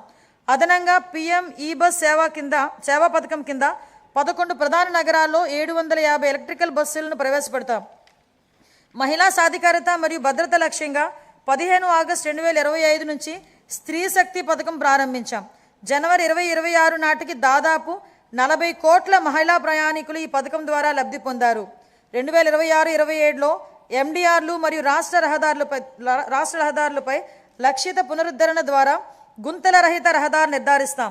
ట్రాఫిక్ నియంత్రణ చర్యలు, భద్రతా ఆడిట్లు, CCTV కెమెరాలు, IRASTE సాంకేతిక జోక్యాల ద్వారా రోడ్డు భద్రతను బలోపేతం చేస్తాం. రవాణా రహదారులు మరియు భవనాల శాఖకు 9,856 కోట్లను కేటాయించాలని ప్రతిపాదిస్తున్నాను. గనులు మరియు భూగర్భ శాఖ. గత పాలనలో గనుల రంగం వ్యక్తిగత లాభాల కోసం వినియోగించబడింది. మా ప్రభుత్వం పౌర కేంద్రిత ఖనిజ పాలనకు ప్రాధాన్యమిస్తూ జూలై 2024లో ఉచిత ఇసుక విధానాన్ని ప్రవేశపెట్టింది. కేవలం ఆపరేషనల్ ఖర్చులు మాత్రమే వసూలు చేస్తూ ఇసుక అందుబాటును నిర్ధారిస్తున్నాం. ఉచిత ఇసుక విధానం ఉన్నప్పటికీ డిజిటల్ పర్యవేక్షణ, అనుసరణ సంస్కరణల ద్వారా ఈ సంవత్సరం గనుల ఆదాయం 33% వృద్ధి సాధించింది. యువజన అభివృద్ధి, క్రీడలు, పర్యాటకం మరియు సంస్కృతి. ఏపీ పర్యాటక విధానం 2024-29 ద్వారా పరిశ్రమ హోదా, మూలధన సబ్సిడీ, ఎస్జీఎస్టీ రీఎంబర్స్మెంట్లు, స్టాంప్ డ్యూటీ మినహాయింపులు, పారదర్శక భూ కేటాయింపులతో ప్రగతిశీల విధానాన్ని అమలు చేస్తున్నాం. ఏపీ పర్యాటక భూ కేటాయింపు విధానం 2025 ద్వారా గణనీయంగా ప్రైవేటు భాగస్వామ్యాన్ని, క్యారవాన్ టూరిజం మరియు హోమ్ స్టే రంగాల్లో ఆకర్షించడమైంది. 117 MOL ద్వారా 20,088 కోట్ల పెట్టుబడులు ఆకర్షించి 122,637 ఉద్యోగ అవకాశాలు సృష్టించాం. 6,681 కోట్ల విలువైన ప్రాజెక్టులు అమలులో ఉన్నాయి. రాష్ట్ర విభజన తర్వాత గరిష్టంగా 428 కోట్ల కేంద్ర పర్యాటక గ్రాంట్ లభించింది. సూర్యలంక, అఖండ గోదావరి, గండికోట, సింహాచలం, బొర్రా గుహలు, అహోబిలం, నాగార్జున సాగర్ వంటి ప్రాంతాల్లో మౌలిక సదుపాయాల అభివృద్ధి జరుగుతోంది. రాష్ట్రం 7 ప్రాధాన్య కేంద్రాలు మరియు 25కి పైగా థిమాటిక్ సర్క్యూట్లతో కూడిన బహుముఖ పర్యాటక గ్రిడ్ను అభివృద్ధి చేసింది. సంవత్సరానికి 60కి పైగా ఉత్సవాల నిర్వహణ ద్వారా సాంస్కృతిక పర్యాటకాన్ని ఉత్తేజపరిచి ఆంధ్రప్రదేశ్ను భారతదేశంలోనే అభివృద్ధి చెందుతున్న అనుభవాల రాజధానిగా స్థాపిస్తోంది. తిరుపతిని ప్రపంచ స్థాయి పర్యాటక గమ్యస్థానంగా తీర్చిదిద్దేందుకు కేంద్ర ప్రభుత్వంలో సమన్వయం చేస్తూ మౌలిక సదుపాయాలను బలోపేతం చేస్తామని మీకు తెలియజేయటకు నేను సంతోషిస్తున్నాను. ఈ కార్యక్రమంలో భాగంగా ప్రపంచ స్థాయి పర్యాటక వసతులతో పాటు హోటళ్లతో పాటు వినోద ప్రదేశాలు ఏర్పాటు చేయబడును. గోదావరి పుష్కరాల సందర్భంగా యాత్రికులకు భద్రతతో కూడిన ఆధ్యాత్మిక అనుభవం కల్పించేందుకు సమగ్ర ఏర్పాట్లు చేస్తున్నాం. దీనికి ప్రారంభంగా 60 కోట్ల రూపాయలను కేటాయించాలని ప్రతిపాదిస్తున్నాం. 2026-27 కోసం యువజనాభివృద్ధి, పర్యాటకం మరియు సంస్కృతి శాఖకు 439 కోట్లను కేటాయించాలని నేను ప్రతిపాదిస్తున్నాను. ఖాతాలు 2024-25. ఆంధ్రప్రదేశ్ రాష్ట్రానికి సంబంధించిన ఆర్థిక లెక్కలను కంట్రోలర్ అండ్ ఆడిటర్ జనరల్ పరిధిలోని అకౌంటెంట్ జనరల్ కార్యాలయం వారు ఖరారు చేసిన ప్రకారం 2024-25 ఆర్థిక సంవత్సరానికి ఆదాయ లోటు 60,285 కోట్లు, ఆర్థిక లోటు 81,362 కోట్లుగా నమోదయ్యాయి. ఇవి రాష్ట్ర స్థూల దేశీయోత్పత్తిలో వరుసగా 3.79% మరియు 5.11%గా ఉన్నాయి. సవరించిన అంచనాలు 2025-26. 2025-26 ఆర్థిక సంవత్సరానికి సవరించిన అంచనాల ప్రకారం రెవెన్యూ వ్యయం 2,38,021 కోట్ల రూపాయలు కాగా మూలధన వ్యయం 39,498 కోట్ల రూపాయలు. రెవెన్యూ లోటు సుమారు 41,118 కోట్ల రూపాయలు కాగా ఇదే కాలానికి ద్రవ్య లోటు సుమారు 80,567 కోట్ల రూపాయలుగా ఉంది. ఇది రాష్ట్ర స్థూల దేశీయోత్పత్తిలో వరుసగా 2.33% మరియు 4.57%గా ఉన్నాయి. బడ్జెట్ అంచనాలు 26-27. 2026-27 ఆర్థిక సంవత్సరానికి మొత్తం 3,32,205 కోట్ల వ్యయాన్ని ప్రతిపాదిస్తున్నాను. అందులో ఆదాయ వ్యయం 2,56,143 కోట్లు, మూలధన వ్యయం 53,915 కోట్లు కాగా 15 కోట్లుగా అంచనా వేయబడింది. ఆదాయ లోటు సుమారు 22,002 కోట్లు కాగా ఆర్థిక లోటు సుమారు 75,868 కోట్లుగా ఉండవచ్చని అంచనా. ఇవి రాష్ట్ర స్థూల దేశీయోత్పత్తిలో వరుసగా 1.88% మరియు 3.84%గా ఉండనున్నాయి. ఈరోజు మనం ఎంచుకున్న మార్గాలే రేపటి మన భవిష్యత్తు నిర్ణయిస్తాయి. ఈ స్ఫూర్తికి బడ్జెట్ అద్దం పడుతుంది. ఇది కేవలం మన రాష్ట్రాన్ని రేపటి కోసం సిద్ధం చేసేందుకు ఉద్దేశించింది మాత్రమే కాదు, భవిష్యత్తు తరానికి మేలుబాటులు పరిచే బడ్జెట్. ఇది ఆకాంక్షల్ని, బాధ్యతల్ని సమతుల్యం చేస్తుంది. ఈ బడ్జెట్ కేవలం వృద్ధి లెక్కలు చెప్పేది మాత్రమే కాదు, ఇది రాష్ట్ర భవిష్యత్ ఆర్థిక గమనాన్ని, లక్ష్యాన్ని బలంగా చాటు చెప్తుంది. ఇది కేవలం తాత్కాలిక ఉపశమనం కలిగించేది కాదు, దీర్ఘకాలిక లక్ష్యాల సాధనకు ఉద్దేశించిన దార్శనిక పత్రం. ఆంధ్రప్రదేశ్ను భవిష్యత్తు సవాళ్లకు ధీటుగా బలమైన స్వాలంబన కలిగిన రాష్ట్రంగా తీర్చిదిద్దేందుకు రూపొందించిన బడ్జెట్ ఇది. రాష్ట్రంపై ఇకపై సాగించబోయే ప్రయాణానికి క్రమశిక్షణ, సాహసోపేత నిర్ణయాలు, సమిష్టి కృషి అవసరం. లక్ష్య సాధనలో ఖచ్చితంగా విజయం సాధిస్తామన్న భరోసాతో ఉన్నాం. ఎందుకంటే మనకు కలల్ని సాకారం చేయటంలో తిరుగులేని నాయకుడు, దార్శనికుడు శ్రీ చంద్రబాబు నాయుడు గారి నాయకత్వం ఉంది. భారతదేశాన్ని అగ్రస్థానంలో నిలబెట్టేందుకు, తిరుగులేని శక్తిగా తీర్చిదిద్దేందుకు అవిశ్రాంత కృషి చేస్తున్న ప్రధాని నరేంద్ర మోడీ గారి అండదండలు, ఉప ముఖ్యమంత్రి శ్రీ పవన్ కళ్యాణ్ గారి విశ్వసనీయ భాగస్వామ్య సహకారం మరియు మరింత ఉత్సాహంతో లక్ష్యాన్ని చేరేలా ప్రేరణిస్తాయి. ఈ నాయకులిచ్చే స్ఫూర్తి మనల్ని మెరుగైన భవిష్యత్తు వైపు నడిపిస్తుంది. ప్రజలు వేసే ప్రతి ఓటులో వారి ఆశలు, ఆకాంక్షలు నిక్షిప్తమై ఉంటాయి.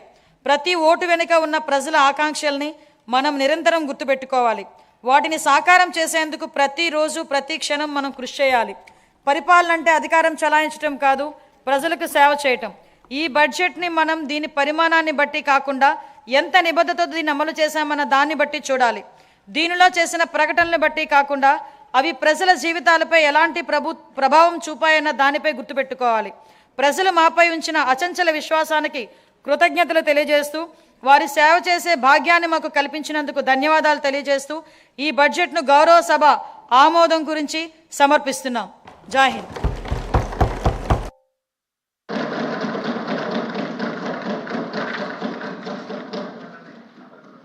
Now, Sri Anagani Sachiprasad, Minister of Revenue, Registration and Stamps will present the agricultural and allied sectors budget for 2026-2027.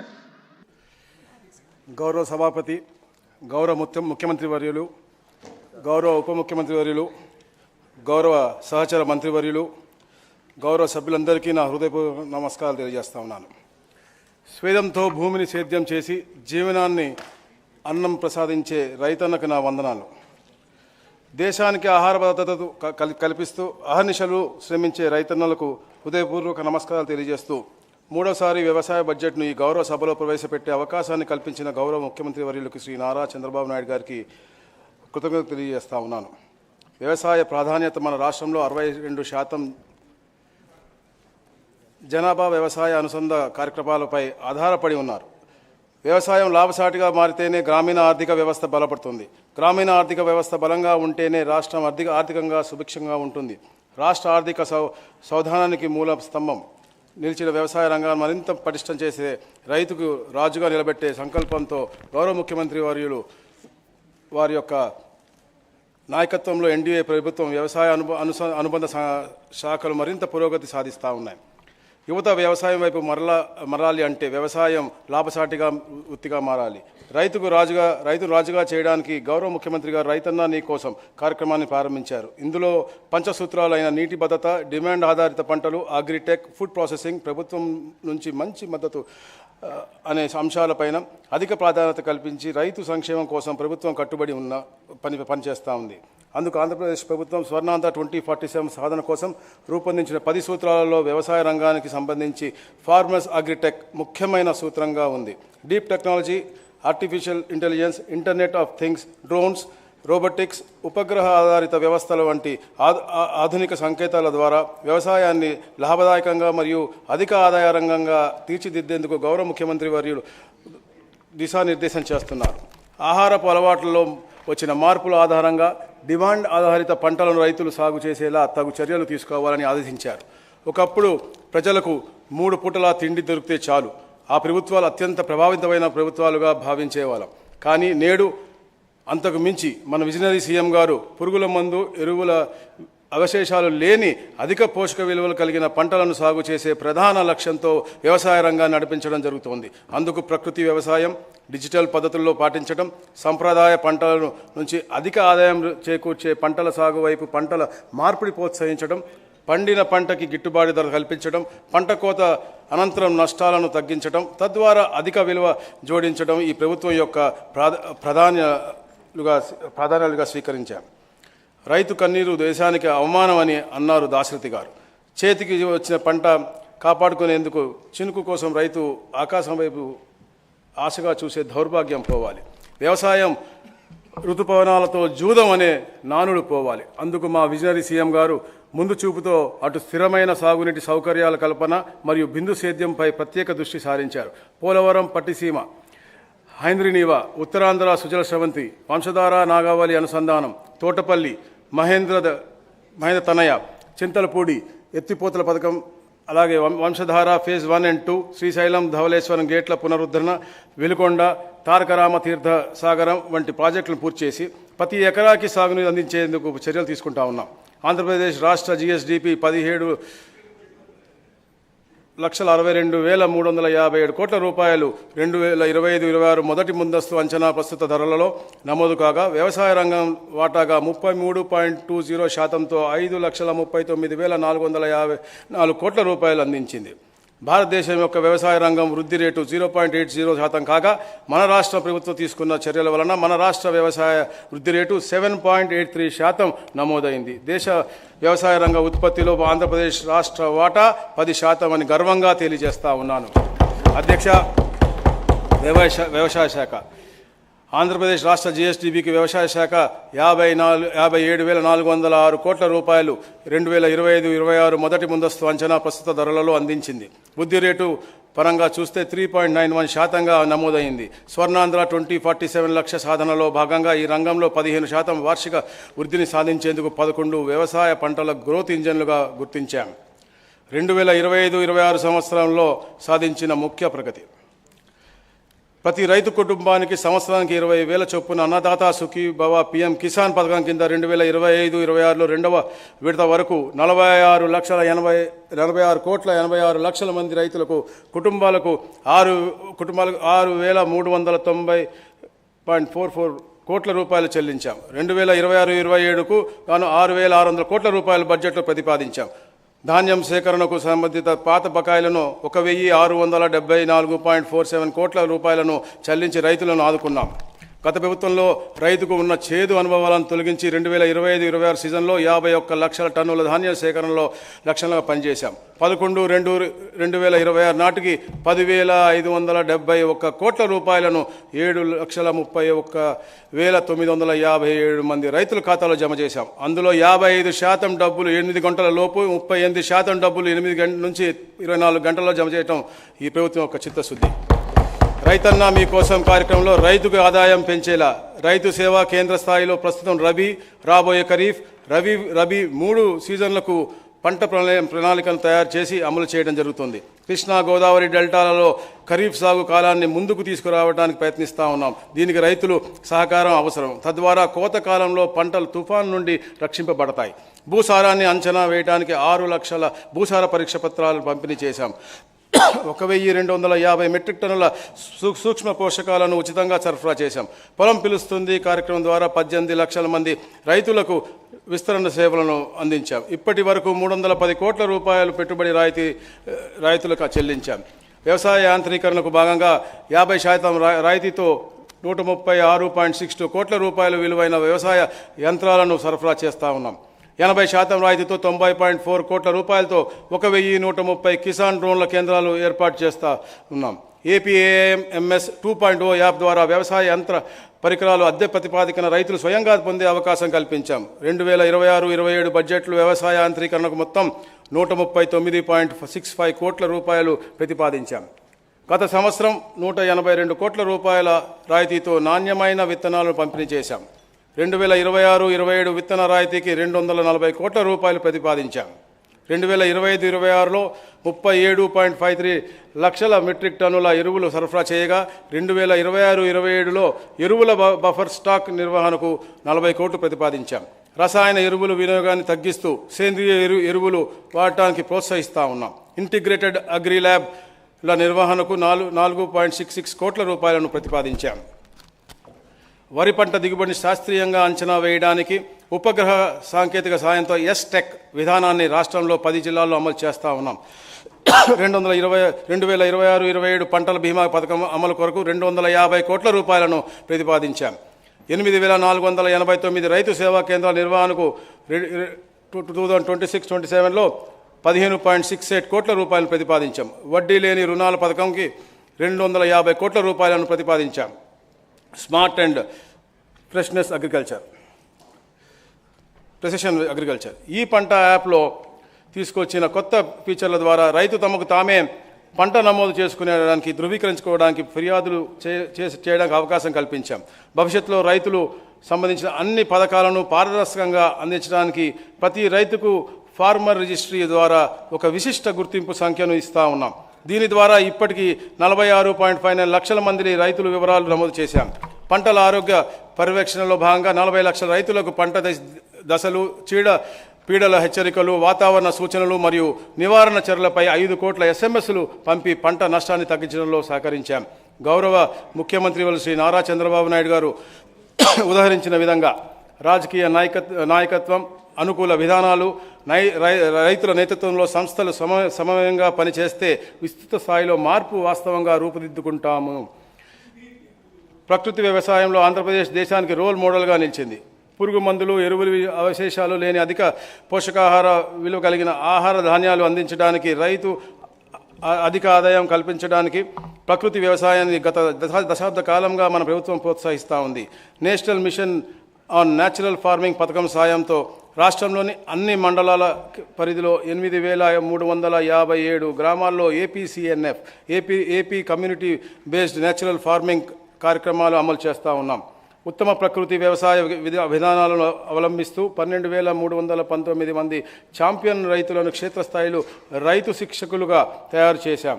వారిలో 66% మంది మహిళలు ఉండటం విశేషం. ప్రకృతి వ్యవసాయ ఉపకరణాలు అందుబాటులో ఉంచడానికి 1,712 బయో సెంటర్లు ఏర్పాటు చేశాం. 2.83 లక్షల మంది రైతులు, 3.55 లక్షల ఎకరాలలో రసాయన రహిత S2S వ్యవసాయాన్ని అనుసరించాం. 10.38 లక్షల మంది ప్రకృతి వ్యవసాయ రైతులు PGS సర్టిఫికేషన్లో నమోదు చేసుకున్నారు. 33,000 మంది రైతులు స్కోప్ ఆర్గానిక్ ధృవీకరణ పత్రాన్ని పొందారు.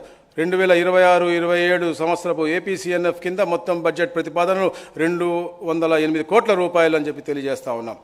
రైతు సంక్షేమానికి, రాష్ట్ర ఆర్థిక ప్రగతికి కీలకంగా నిలుస్తున్న వ్యవసాయ శాఖ 2026-27 వార్షిక బడ్జెట్లు మొత్తంలో రూపాయి 12,152.32 కోట్ల రూపాయలు ప్రతిపాదిస్తూ ఉన్నాం. ఉద్యాన శాఖ పంట పండించే రైతుకు స్థిరమైన ఉద్యాన ఆదాయ భరోసా కల్పించడమే ప్రభుత్వ లక్ష్యం. దీనికి ఉద్యాన పంటలే కీలకం. సంప్రదాయ సాగు నుంచి అధిక ఆదాయం వచ్చే ఉద్యాన పంటల వైపు రైతులను ప్రోత్సహించడం ఉద్యాన శాఖ నిబద్ధతతో పనిచేస్తూ ఉంది. ఉత్పత్తి, ఉత్పాదకత, నాణ్యత పెంపుపై దృష్టి సారించి ఉద్యాన రంగాన్ని ప్రభుత్వం ప్రాధాన్య శాఖగా గుర్తించింది. రాష్ట్ర జీఎస్డీపీ ఉద్యాన శాఖ 1,52,952 కోట్ల రూపాయలు సమకూరుస్తుంది.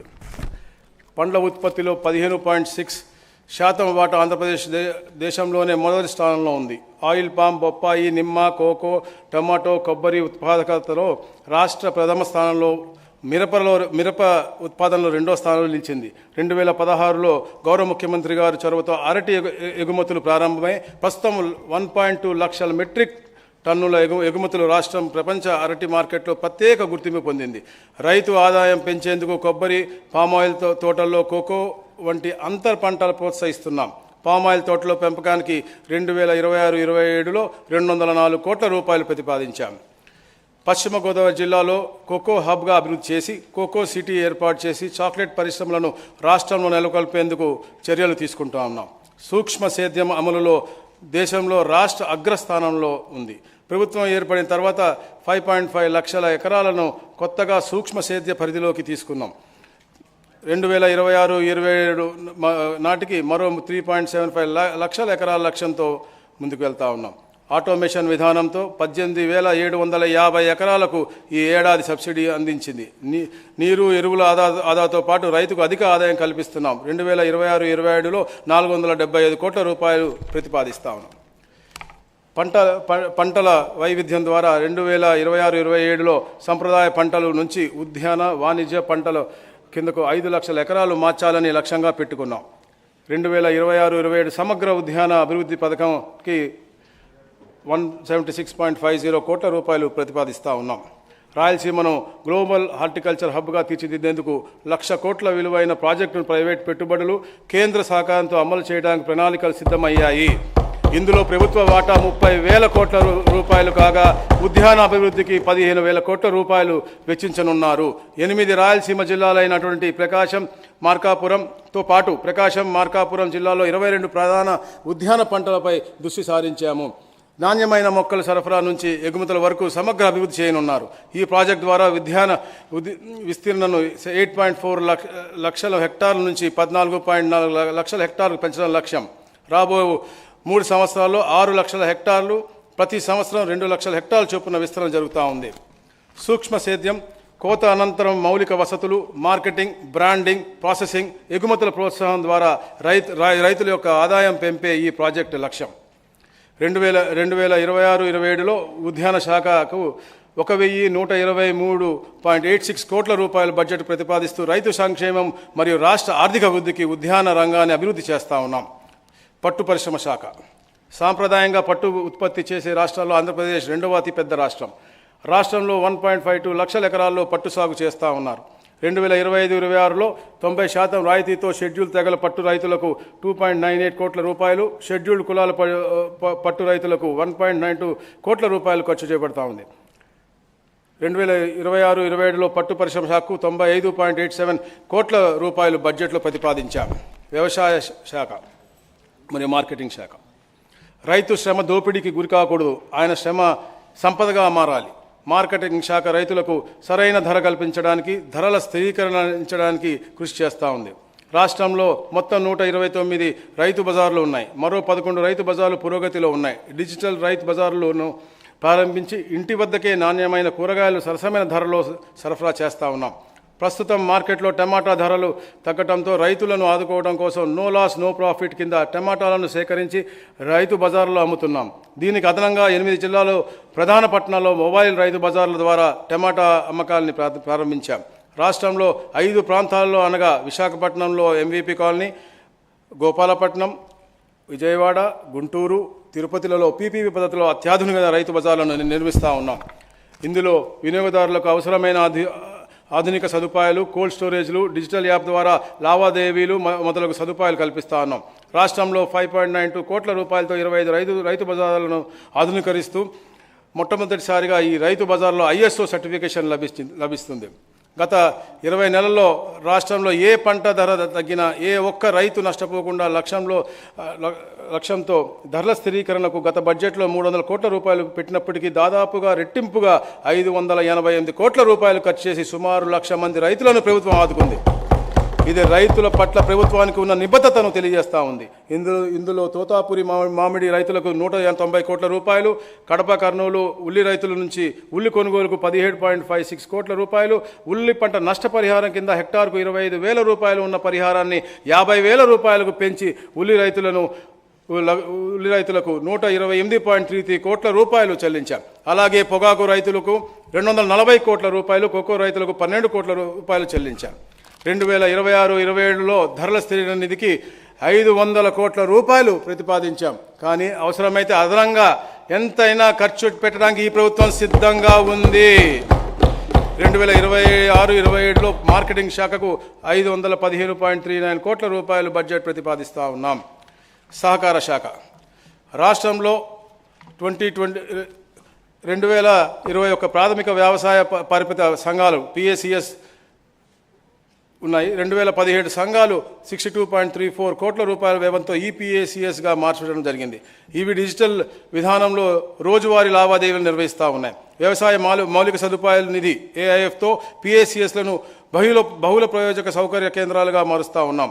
4.37 లక్షల మెట్రిక్ టన్నుల నిల్వ సామర్థ్యంతో 780 గోదాములు నిర్మించబడ్డాయి. 2026-27 సంవత్సరానికి సహకార శాఖకు 209.30 కోట్ల బడ్జెట్ ప్రతిపాదిస్తూ ఉన్నాం. పశుసంవర్ధక శాఖ. రైతులకు వ్యవసాయం ఆదాయంతో పాటు పాడితో అదనపు ఆదాయం చేకూరుతుంది. మన రాష్ట్రం అపారమైన పశువనులకు ఆలవాలం.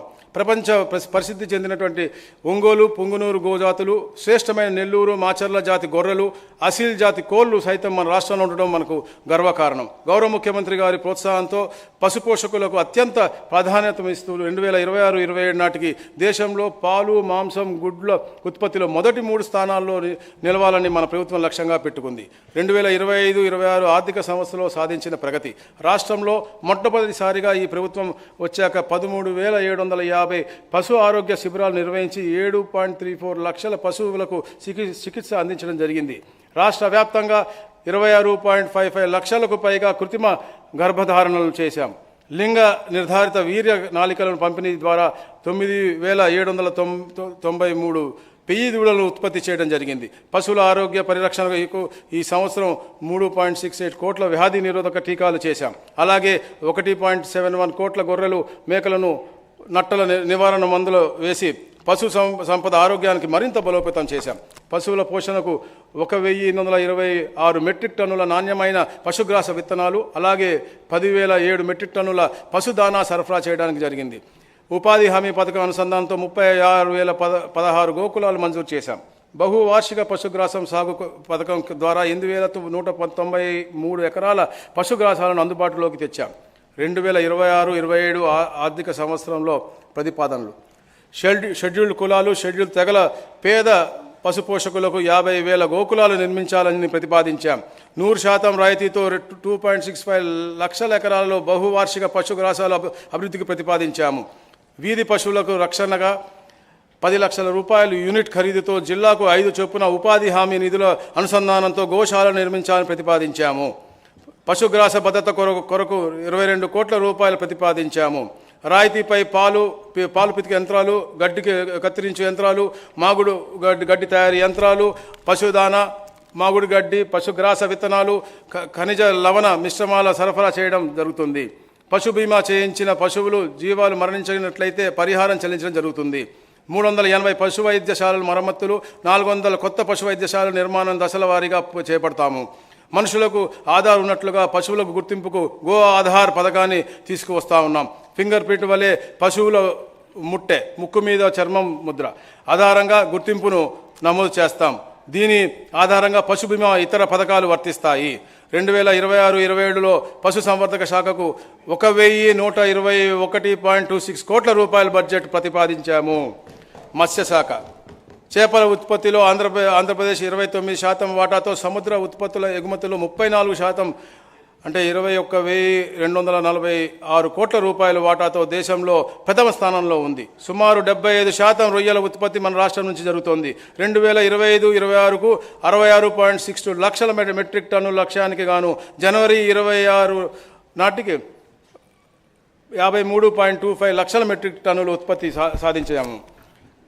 2025-26 సంవత్సరానికి మత్స్య రంగంలో 19% వృద్ధి రేటు సాధించగలమని అంచనా వేయడం జరిగింది. 2026-27 సంవత్సరానికి 20% వృద్ధి రేటు సాధించాలని లక్ష్యంగా పెట్టుకున్నాము. జోన్, నాన్ జోన్తో సంబంధం లేకుండా అర్హులైన ఆక్వా రైతుల అందరికీ యూనిట్కి ₹1.50 చొప్పున విద్యుత్ సరఫరా చేస్తున్నాము.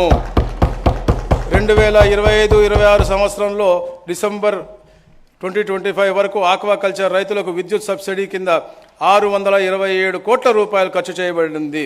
2026-27 సంవత్సరానికి అవసరమైన సబ్సిడీ మొత్తం 1,145 కోట్ల రూపాయలు అంచనాగా వేయబడింది.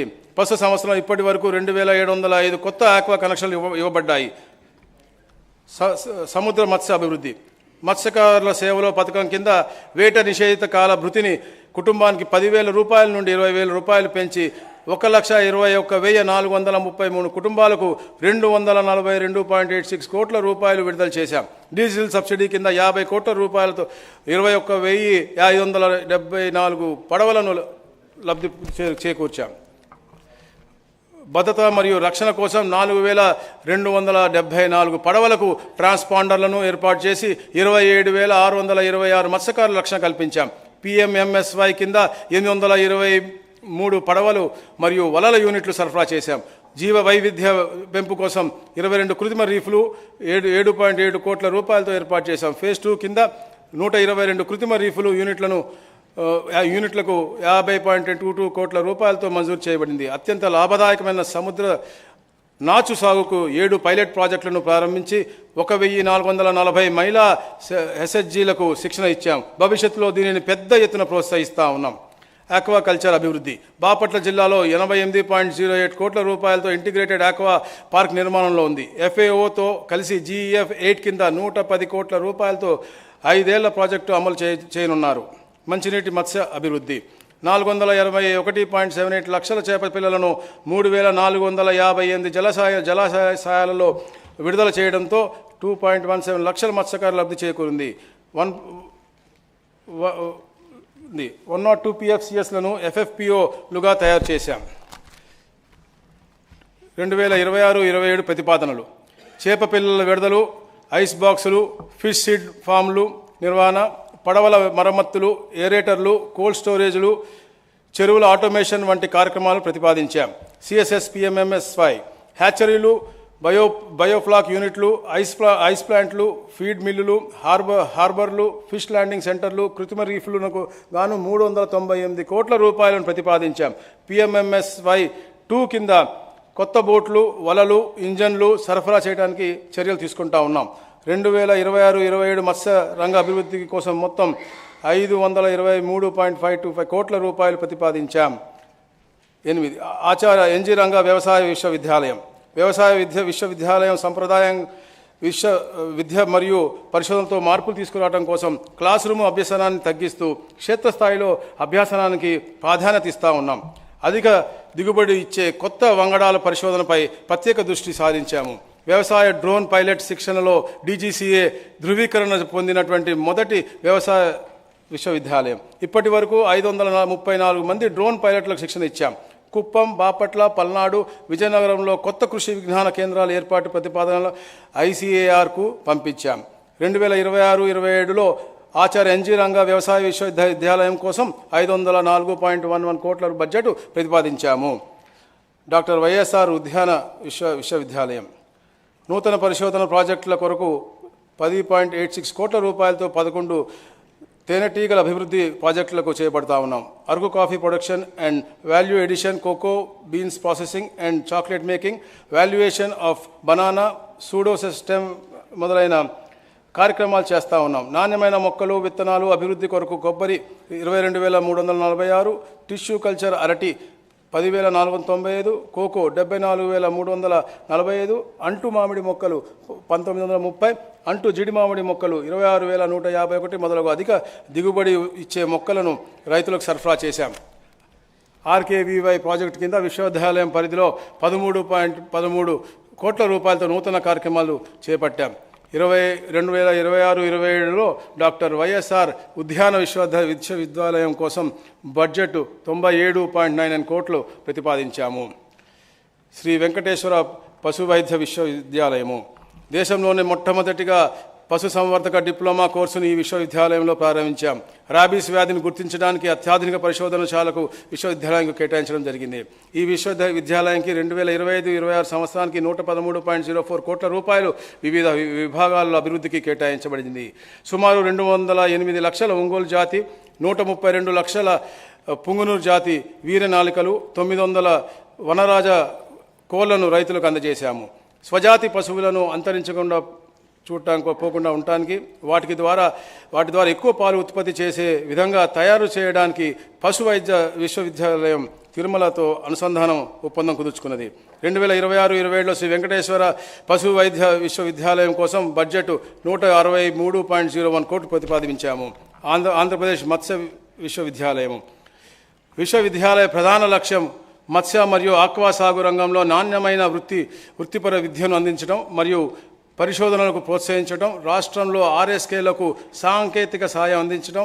2026-27 ఆంధ్రప్రదేశ్ మత్స్య విద్యాలయం కోసం 39.20 కోట్ల బడ్జెట్ ప్రతిపాదిస్తూ ఉన్నాం. విద్యుత్ ఆంధ్రప్రదేశ్ ఉచిత విద్యుత్ పథకం, వ్యవసాయ ఉచిత విద్యుత్ పథకం. రాష్ట్రంలో 22.5 లక్షల వ్యవసాయ పంపు సెట్లు రోజుకు 9 గంటల పాటు నిరంతర పగటి ఉచిత విద్యుత్ సరఫరా చేయబడుతూ ఉంది. ప్రస్తుత ఆర్థిక సంవత్సరంలో 31 డిసెంబర్ 2025 నాటికి ఈ పథకానికి 13,241.17 కోట్ల రూపాయల సబ్సిడీ వ్యయం జరిగింది. ఈ పథకం కింద గ్రామీణ ఉద్యాన నర్సరీలు, చెరకు రైతులకు కూడా ఉచిత విద్యుత్ అందుబాటులో తీసుకొచ్చాం. ప్రస్తుత ఆర్థిక సంవత్సరంలో ఇప్పటి వరకు 68,988 కొత్త వ్యవసాయ విద్యుత్ కనెక్షన్లు ఇవ్వడం జరిగింది. 2026-27లో విద్యుత్ సబ్సిడీ అవసరాలకు 13,722 కోట్ల రూపాయలు ప్రతిపాదించాము.